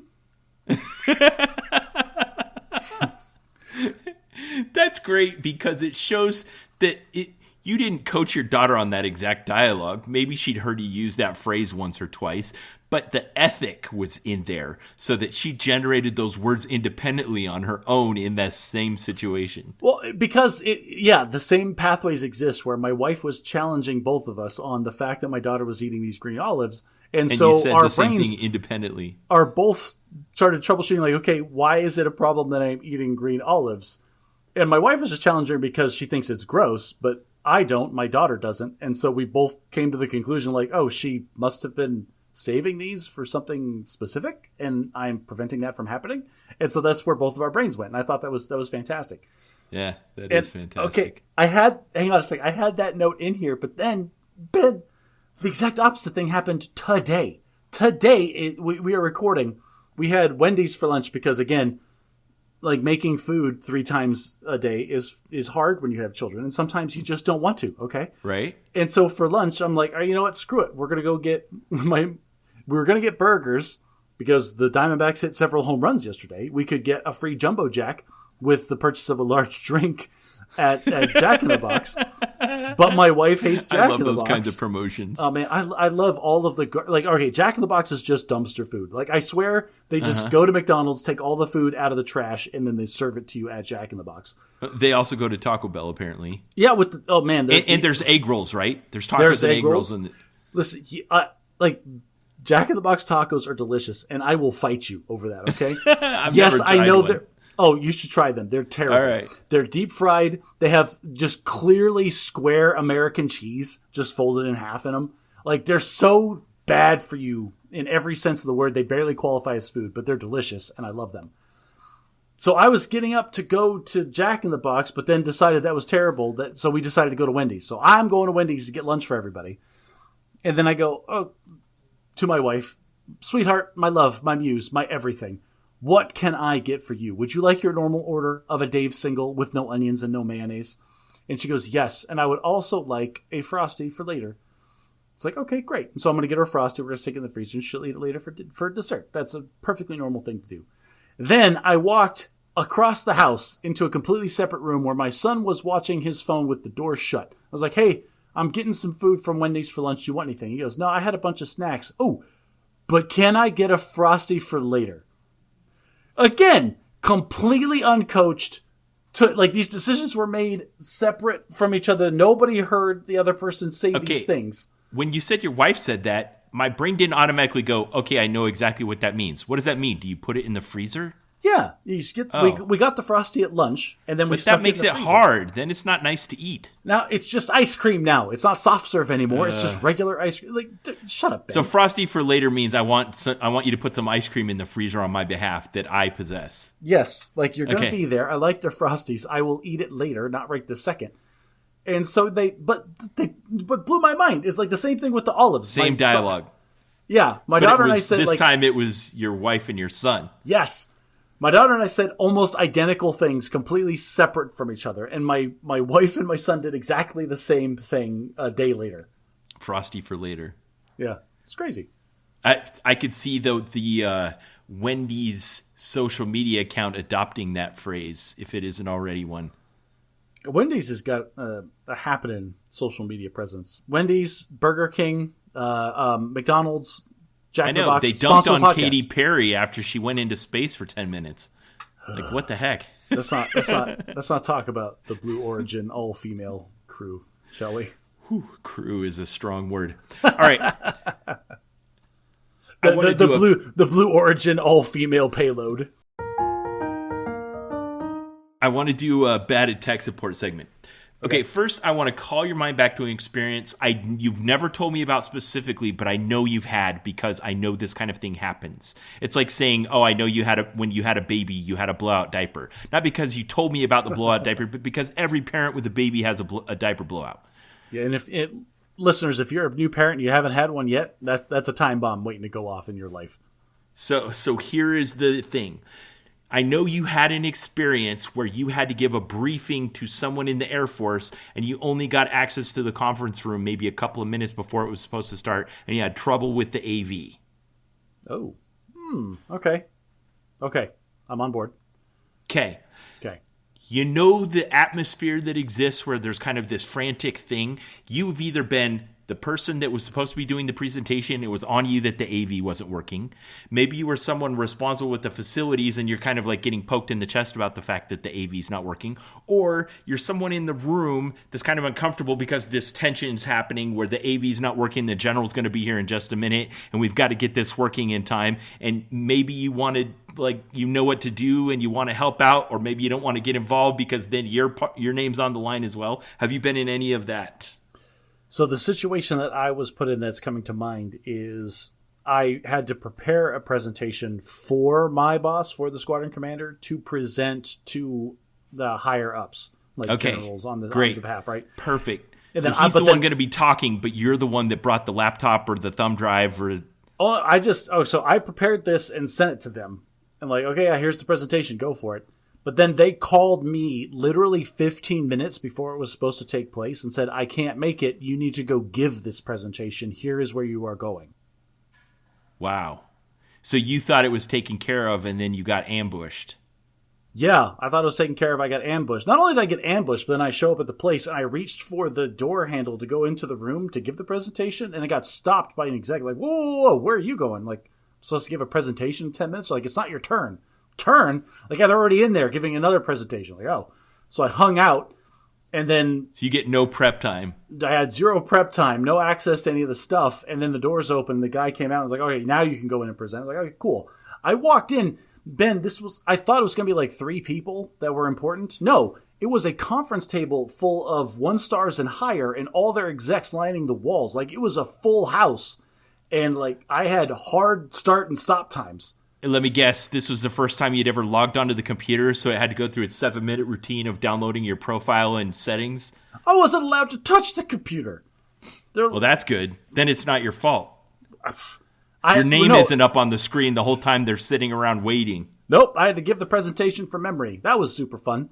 Oh, you didn't get your AV working at all. It was fine, though, because I'm awesome. So it's okay. Okay, well, that's fine. All right, so now that I've made everyone in the audience that's been through this before feel tense, let me explain the situation. So usually what happens is there's some type of visual information that will enhance the presentation, and it's really important to have it up. And there's this tension that exists when it isn't just because the person is inept. It's like the technology is misbehaving. You don't have the right dongle, the computer won't log in, it won't bring up the drive, it won't show on the right screen, all those kinds of things. I've been in this situation so many times in my life. I'd say probably 80% of the time, I know what the person that's struggling needs to do to fix it. Yep. And about 10% of the time, I'll just get fed up and go up and be like, here, let me help you. Listen, dude, there's 3 keyboard shortcuts you just need to execute in rapid succession to switch over the display and the resolution and everything. Exactly. Like on a laptop, they used to have a button that would send a signal to Windows to switch to an external display. And if they didn't know about that button, they would struggle forever. But if you know about it, you look like a wizard to them. Just sitting in the audience like you have your display extended when you want to be duplicating, bro. Right. They've been struggling with it for 10 minutes. You walk up, look down at their keyboard, find the button that looks like that thing, hit the button, and everything resolves instantly. Listeners, Bam, it's a square with 2 lines on either side of it. Hit the function and hold that button and it happens. And then you get to be the hero. Today, so that used to happen in the military. It was stressful because some of the time I'd help and I'd be helpful. Sometimes I would help and the problem would be more complicated than either I knew what to do or just there was an additional issue that had come up or was new or something. And then you just get wrapped in and people are like, oh, that idiot's trying to fix it, but they don't help. Sometimes you fix it, sometimes you don't. It's always stressful unless you get to be the wizard. Yeah. I thought this was over when I left the military, but today in church, I dropped my wife off at the women's group meeting after the first hour, and there's a woman at the front struggling with the TV, trying to get her slideshow up onto the TV. My wife goes, oh, my husband can help, and I was just barely about to walk out of earshot. Oh, jeez. Oh, I know a wizard. There's one of these magical people that can whisper to the computer and make it do things. If I were sitting in the room and I'd been evaluating what was happening, I would not have opted to dive in on this particular case. This is one of those ones that's just complicated enough. You're just in the audience going, ooh, that's a doozy. Sucks to be you. Yeah, so she brought a modern MacBook that didn't have an HDMI port and only had USB-C ports, and the TV dongle to manually plug it in, and the 4 dongles that she had, none of them were USB-C. Oh, one of the I got to get the square peg round hole. We got to get this round to hole. Fit in the thing made for this using nothing but that. Yeah, it's the Apollo 13 problem. So I'm kind of like, ugh. So I go up to her because I got volunteered for it. So I go up to her and I'm like, I know enough to probably be helpful if given a bit more time, but they're already crunched for time. So now I've got thrown into this situation. The pressure's on, and she's obviously nervous. She's pacing the floor. She's saying things like, I had a friend once with this situation, and she emailed it. Would emailing help? Would emailing my presentation to the TV somehow work? I'm like, who are you going to email it to? That's one of those situations where it's like, okay, you need to shut up because you're just making it worse. Okay, so she kind of got that vibe from me, even though I didn't say those words. So she decides she can help by going and finding other people that she knows. I know so-and-so. He knows things about technology. Maybe he can help. So she starts sending me helpers. I can see you shaking your head. Explain why you're shaking your head. Because this is a problem that can only be solved by one person. More people adding into this is not going to fix Less is anything. more, people. I already, if me, the person that is tasked to solve this, already knows everything about both systems, another person is not going to benefit the situation at all. Okay, now this happens often, especially in like NASA type situations. So I'm glad you brought up the Apollo 13, where you get solution fixation. So here was my thing. I'm like, okay, I got this laptop and I got no way to actually physically plug it into this TV. Is this TV of new enough generation that I can use this laptop to broadcast to it wirely? So I'm going down that path. That's the path I'm on. It takes a minute. I can't. Yeah, you have to go through the TV settings, make sure that it's right. You have to turn on the broadcasting. You have to go onto the computer and then pair it to the TV. Yeah. That's a whole thing. So I'm doing that, and to her, it just looks like unproductive chaos. She doesn't know me. She doesn't know my abilities. She's like, oh, he doesn't know what to do. I'll get him more help. What? That's the thing. So this guy's going to come in and what? He's going to pursue an alternate solution while you're the sole user on this computer? That makes no sense. So even though and here's another thing that doesn't make any sense. Even though she has an Apple MacBook computer, she has a Samsung phone. Lady, these two ecosystems don't talk to each other. Right. So one person comes up trying to be more help is not help. It's a dude. He's got a big old like ZZ Top beard. And he's like, hey, what's going on here? And I look at him and I could tell he was as smart as me. And I gave him the signal that I knew she wouldn't pick up on. I was like, more people isn't going to help. And he just turned around and left. Did you say those words to him? No, I can't remember what I said. It was something that gave that signal, and he got it, and he left. Nice, and, good. And Excellent. If I ever see that guy, I'm going to buy him a caffeine-free cold beverage. Like, props to that guy for not just standing around and second-guessing me and making it worse. I don't know. Is it living in Utah or being LDS that makes it suck to do somebody a favor? All right, never mind. Go ahead. Okay, I don't know. So another person comes up and volunteers to help. Luckily, though, this person had used this particular TV, so they had corporate knowledge that I didn't have. Okay. And they said, I've seen people do this in the past when they cast to it with their phone. So that told me that confirmed what I needed to know about the TV. And now we have two things that we can work on simultaneously. Now we can start. Two people can. So I said, you guys work on getting that up on the phone. I'll keep trying with the laptop. Gotcha. At some point, I can hear them say, oh, here it is on the phone. What do I do?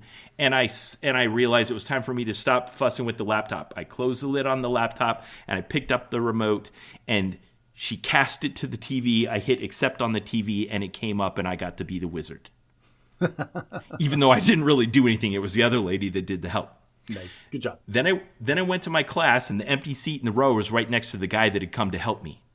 Oh, excellent. So you get your opportunity to buy him a non-alcoholic, non-caffeinated garbage beverage. Yeah, so I slap him on the shoulder. I'm like, we did it. We did it. Like you landed on the moon. Shut up. Like this is so low stakes. So this is an example of what I want to call the waking people up problem.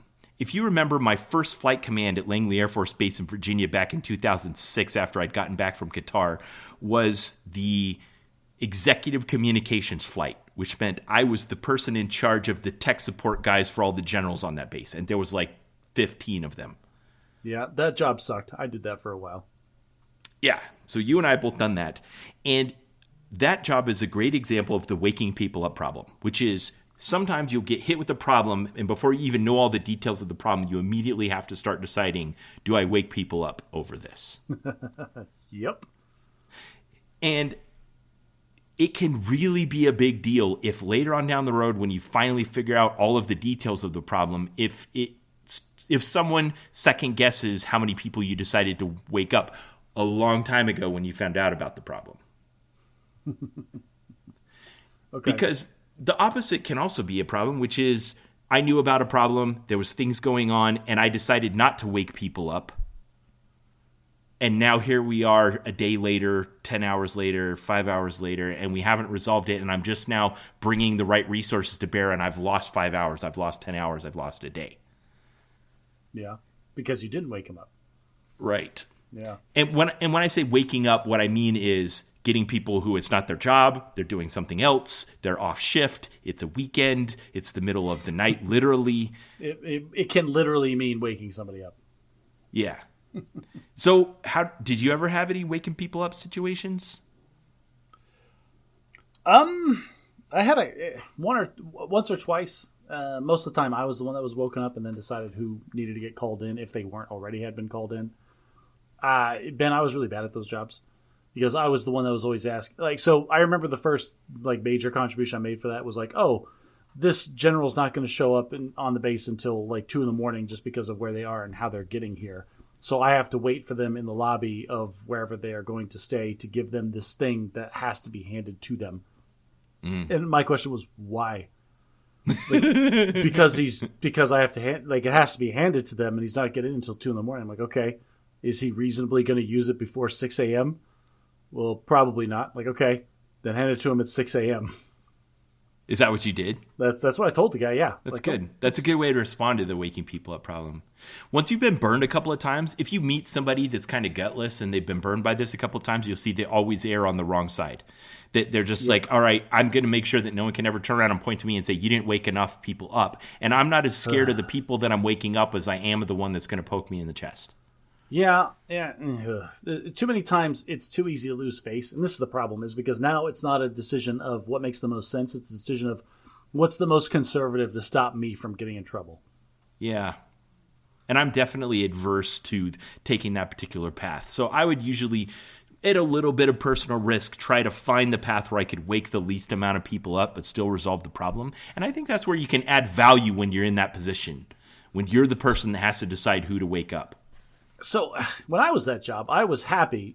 There was a couple times I wasn't happy at the time, but I was sitting on the phone with multiple cell phone carriers at 3 a.m. trying to get this transition to happen. But I would fight tooth and nail to make sure my guys didn't have to be up at 3 a.m. Yep. And that's not the kind of thing you can tell them. You're like, I was up in the middle of the night fighting for you to not get woken up last night. But they'll know. They'll hear about it. They'll learn about it through the grapevine. They'll figure out, and they'll learn that you're the kind of person that when you do call, that it's a legitimate need, and they'll handle it with appropriate importance. Something similar to that happened at my accounting firm 6 months ago. This was interesting. There was a junior employee that had a problem, like an accounting issue, and it was esoteric enough that we don't run into it every day. And so then he asked me what the solution was. And I was like, you know what? I don't really know. And then we brought in the other, the owner of the place on the situation, on the problem. And then all three of us started researching it at the same time. And then I found the answer. I'm not going to say I found a answer. I found the answer because I was in the military, so I'm good at reading government documents. So I found the source documents on the IRS, treasure trove of nonsense that they have, right? This is what the procedure is. And then the kid was talking to the owner of the place. And so I go into his office with this printout. And my boss interrupts the kid to talk to me. He goes, what do you got? And well, this is what I found. This is from the IRC, the Internal Revenue Code. This is how this should be handled. And then the kid immediately goes, no, that's not right. And here's the reasons why I think it's wrong. And then I just looked at him for a minute and I felt my blood pressure spiking a bit. And then I went, and then I immediately aborted. I'm like, you know what? If he wants to be wrong, screw him. He can be wrong. I'm like, all right. And I walked out of the room and apparently it must have come across my face that I was just yeah, okay. Random dude, blow me off after I did this work for you. Because apparently my boss then stopped the kid is like, he just did a bunch of work to solve your problem, and you just told him to shut up. Well, it's good you had a champion in the room. Yeah, that was nice. And so the kid did come in and he goes, oh, sorry, I was probably abrupt. What did you find? I'm like, oh, I found this, and I just gave it to him, go read it. That's nice. I'm glad that story had a happy ending. That's a good example of an intangible skill that people who had military service bring with them. I found out one that I have that I didn't know. Since I've gotten to my new job, I just kind of did what I always do when your job changes every 3 years. Is if you don't dig in immediately and just start treating things like you own it, you're never going to know things and you're not going to have an impact. So I didn't realize this would be exceptional, but when I started my new career in the private sector, I immediately dove in. I started running meetings. I started giving trainings. I started taking on all the responsibility. And at one point, my boss just kind of stares at me and he's like, why are you like this? Oh, hang on a second. There's a lot of answers to that question that are not positive. So I'm glad you're spinning this in a positive way. Like, if that guy had asked me that question to me, like, why is Ben Rich like this? I'd have had a very different answer for him. He kind of contextualized his question by saying something to the extent of, like, usually when people are new to a job, they wait like 6 months to a year before they start doing the kind of things you're doing. So the real answer is, yeah, that's what you're supposed to do. You're supposed to keep your mouth shut until you know what's going on. The difference is we did that in the military, but our mouth shut period was only, instead of being 6 months, was like a week. Right.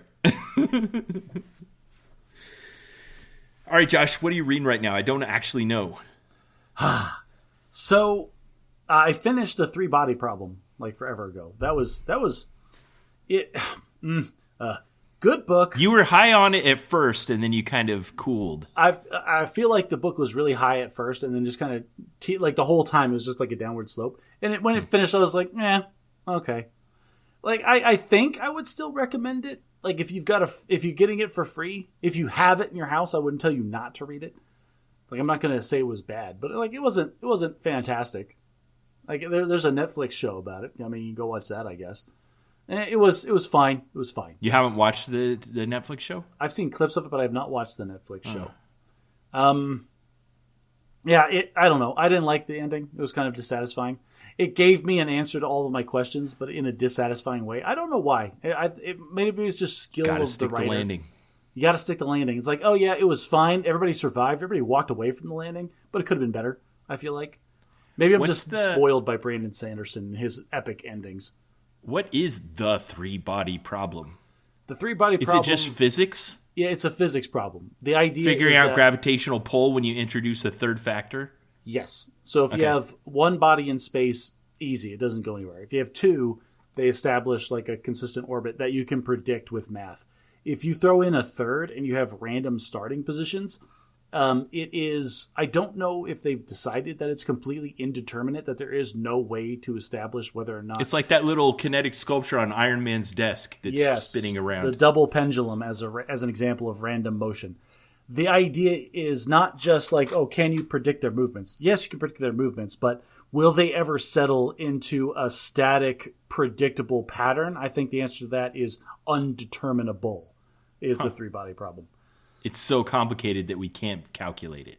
Yeah. So spoilers for the three-body problem. The idea is that there were aliens that lived in a system that had three suns, and like their life sucked because they could never predict if the sun was going to rise today, tomorrow, if it was going to be 1 billion miles away and the planet was going to freeze, or if it was going to be way too close and everybody was going to be engulfed in flames 5 minutes after sunrise. Wow. Huh. Okay. Weird sci-fi book. I finished it and started listening to podcasts. Realized I had nothing to listen to when I went to go run. And so I have this list, like I want to reach out, I want to broaden my horizons and listen to new things and I've already downloaded a nonfiction book, but I was not ready to start another nonfiction book. And so I fell back on old reliable, and I went back to the Dresden Files that I haven't finished yet. Our Wizard Detective. Are you re-listening, or there's still more you haven't read yet? There's still more that I haven't finished yet. It's all listened to like 3 or 4 at a time, and then switch back to something else that I want to. The one I listened to, though, was called Changes, book 12 or 13. I don't even know. And here's the thing, Ben. I fully intended I'm going to listen to one fiction book that I know is going to be good, and then I'm going to listen to some nonfiction. But, all right, spoilers for a 10-year-old book. He freaking died at the end. The last paragraph describes him getting shot through the chest by a sniper rifle, and we don't know who did it. And Ben, there's 5 more books at least in the series, so how is it going to keep going? So I was like, you can't end on a cliffhanger like that. So this guy totally sucked me in, and now I'm about a quarter of the way into the follow-up book where he's a ghost and trying to solve his own murder. Awesome. Right? Okay, I see why those suck you in. My daughter asked me, like, what are you listening to? I'm listening to Dresden Files. What, is it good? And I thought for a second, I went, it's like junk food. It's not great for me, but it's delicious, and so I'm listening to it. I like that she asks you questions like that. That's good. Don't take that for granted. Kids aren't always interested in what's happening in their parents' lives. Oh, spoken like a man who has multiple teenage kids that just do not care what's going on in his life. To be fair, I know at least 3 of my kids listen to this podcast, and one of them is a missionary and can't, so. Children, if you're listening to this podcast, call your dad. He's worried about you. All right. I was looking at my backlog of books, and I picked one that had been sitting in my wish list for a while called Running with Scissors by Augustine Burroughs. I didn't know how this... Scissors. I saw a great TikTok that was like, kids... All right, parents go away. Parents go away. All right, now that I'm just talking to kids. Kids, scissors make you faster. That's what they don't want you to know. That's just irresponsible. The bigger the scissors, and if you have them open, then you run even faster. Not cool, TikTok. Okay, so this is another book that I don't know how it got in my queue, but I saw it was a memoir, and it was kind of known for being quirky and kind of out there, so I started listening to it. It's this experience of this young man that at about age 13, his parents got divorced, and his mom was not mentally well, and her psychiatrist was kind of unethical, to say the least, but he had way too close of relationships with his patients. So he had half a dozen of his patients that lived in his house. That's not okay. No, it's definitely not. There was all kinds of I think later on in his life he lost his medical license, but for some period he was doing crazy stuff like this. He was indiscriminately giving them all kinds of medications, and at one point, his mother decided she couldn't take care of him, so she turned over legal, guardianship to her psychiatrist of her son. Oh, okay, sure. So this is a 13-year-old kid come to a broken home, tossed into a house full of crazy people. Yeah. This sounds like a movie directed by Wes Anderson. And in fact, it was. Back in 2008, they made a movie with... I think Gwyneth Paltrow and Brian Cox and... Was it done by Wes Anderson? No, it wasn't. Oh, I would watch that if it was Wes Anderson. But just quirky, crazy people being quirky and crazy. The doctor behind all of this, Dr. Finch, he was a relic of a previous time. The 1970s, if you were a psychiatrist in 1970, the world was starting to wake up to the fact that the way we've been doing psychiatry for the last 40 years was not good. Electroshock therapy, random drugs, operations on people's brains, committing people to mental hospitals, and all of that. Ice pick lobotomies. It's fine. They seem fine. He was a Yale graduate. So for all intents and purposes, he should have had a good education, but it was in the bad methods of the bad old times. Well, the world's starting to wake up. They've closed the mental hospitals. They've started controlling the psychiatric drugs and having better randomized controlled trials and understanding them better. But he's still full of all these crazy ideas from the past that he can't use anymore. Aw. Unless all your patients live in your house and you have absolutely no governmental oversight. So he gets, and meanwhile, this kid's mother is just going nuts. I mean, like one night, she and her new lesbian lover, after his father's fled in terror, decide they're going to throw every dish in the house off the back porch. They have a good reason for it, or no? They just didn't like the dishes. They threw out. I don't know. They were high on psychiatric drugs that this doctor was feeding them.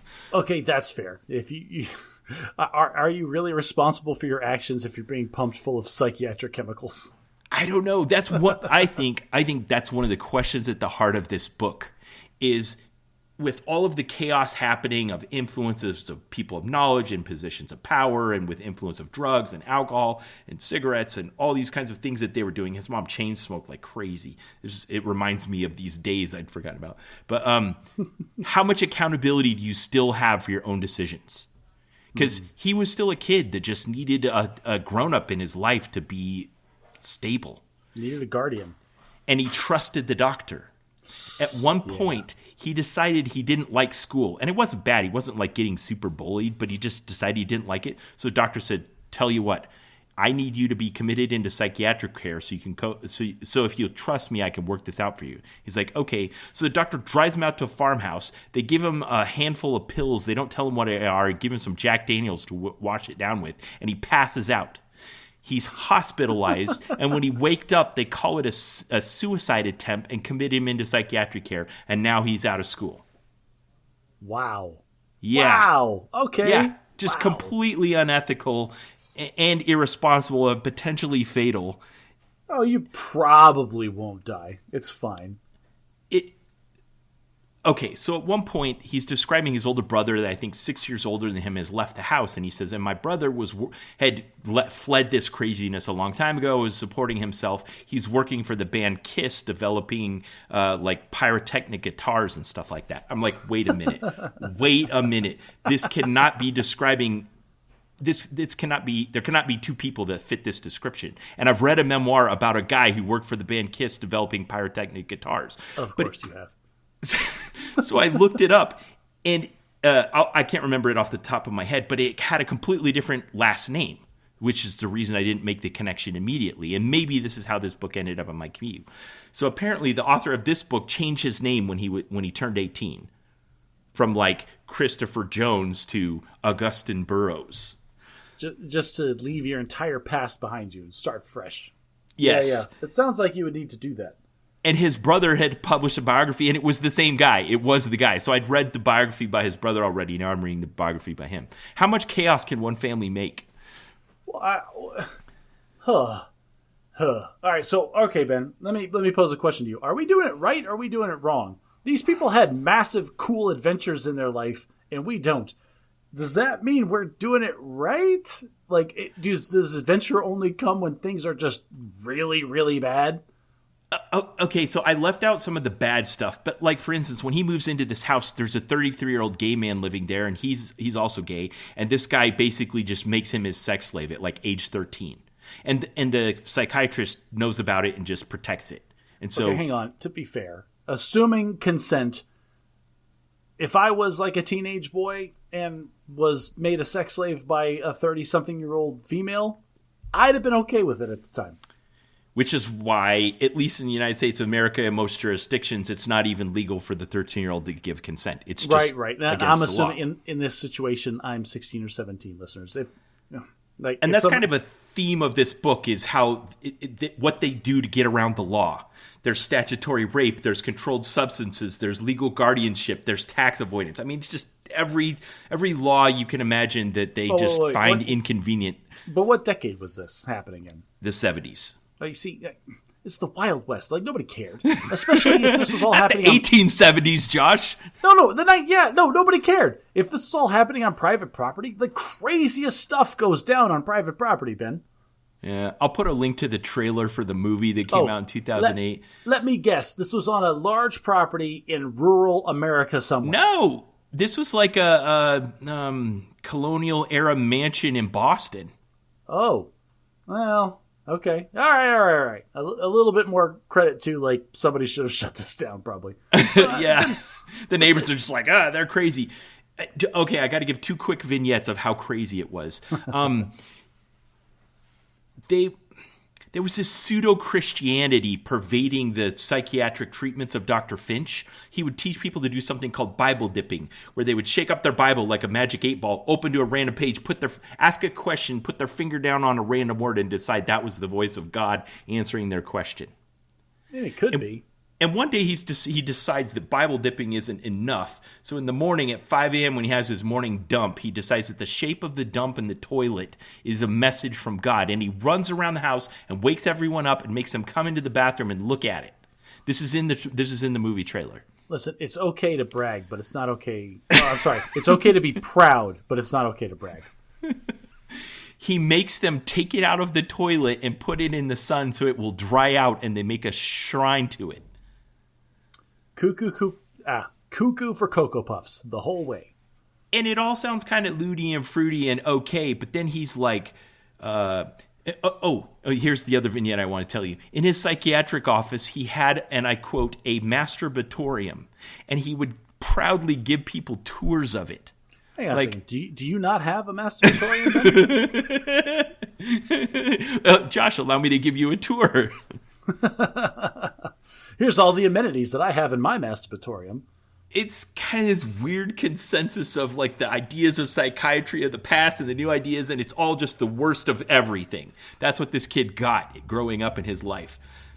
Ben, if I go to a friend's house and they don't offer me access to their masturbatorium, I don't know. I feel like they're being a little rude. Oh my gosh. At one point he goes in there and his daughter's in there taking a nap on the couch. He's like, "What are you doing in here? Give me that. That's my special blanket." Well, obviously she fell asleep after making use of the masturbatorium. Like, oh my gosh. They just didn't have the rules posted clearly. So he's sexually abused. He has no structure. His mom's crazy, and he just ends up in a terrible place. So like I've told you, what I like about reading things like memoirs is it isn't a fictional story that someone made up. So I Google this guy, and I look it up, and I find an episode where he's on like Oprah or something, and he's crying, and he's talking about how many years it took him to overcome his substance abuse problem. Yeah, like, you would definitely abuse some substances after that. Yeah. So anyway, I don't recommend this book. Mom, do not read this book. It's extremely explicit descriptions of gay sex and drug abuse and lots of terrible things. I don't know how I made it through it. Don't recommend Running with Scissors by Augustin Burroughs. I appreciate media like this. Not this one, but media like this. Specifically media that talks about like bad husbands and abusive relationships, just because every once in a while my wife will like watch one of these like documentaries about cult leaders and stuff, and then turn to me and be like, "Wow, you really aren't that bad." I'm like, thank you. I appreciate being classified as not that bad. It's even better if you don't know why. They just come in the room and give you an unexpected hug and go, "I love you." Yes, exactly. Yes. I want that all the time. And if I can only get it after she watches true crime documentaries where the husband beheads the entire household, so be it. Positive externality. All right, Josh, one last thing I want to talk about. You and I have floated the idea. I want to put it out here on the podcast. We're going to... Oh, you and I have floated the idea. Okay, I floated the idea. I want to put it out here on the podcast that when we get together in June for MagicCon 2025 in Las Vegas, I think we should do an episode of Hot Ones. I am not condoning this in any way, shape, or form. I am being peer pressured into this from start to finish because I've actually had one of the hot sauces from Hot Ones, and it almost killed me. And Ben's going to make me eat all of them. And he's going to make me do it because if he does it and I don't, I'm from the generation where that's unacceptable. So I've got a cameraman. We have a location. I'll acquire the hot sauces. We'll get some wings. We'll set up a camera and we'll film this. What I'm soliciting right now from you listeners is ideas for questions that we can ask each other. So I'll set up a separate thread for this on our subreddit. Put a link to it in the show notes. If you have an idea for Bad at Magic Hot Ones edition, ask away. This is the worst idea we've ever had. This is the worst idea. And by we, you mean you. And you're going to make me do it. And it can't be us asking each other the questions. This is 100% going to be our volunteer camera person asking us these questions and laughing all the way to the bank when we can't like put together 2 syllables coherently. All right, I'll have to talk to the camera person and see what their thoughts on that are. But if you'd like to participate in the discussion, you can go on our social media feeds at Facebook. You can see the photos we talked about today. You can go in the show notes, as always, and see links to videos and topics that we talked about. And if you want to join in anonymously, you can go on our subreddit at reddit.r/badatmagic and join in on the discussion. If you like what we do, consider sharing us with a friend. If you like us, maybe your friends will like us too. If you really want to show us some love, consider taking your phone out of your pocket and giving us a good review on the podcast player of your choice. It's amazing the visibility we can get from that. And again, I thanked them earlier this podcast. I'll thank them again. Patrons, you help make this a real thing. So if you want to be a patron, consider going to our Patreon page and supporting us there.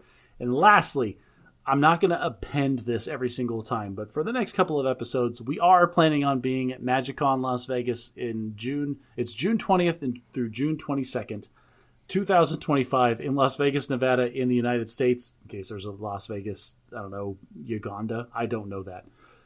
If you want to be there, I would love to get an all Bad at Magic Commander pod going at some point during that weekend. That would be fantastic. And until next time, try to be a little less bad at magic.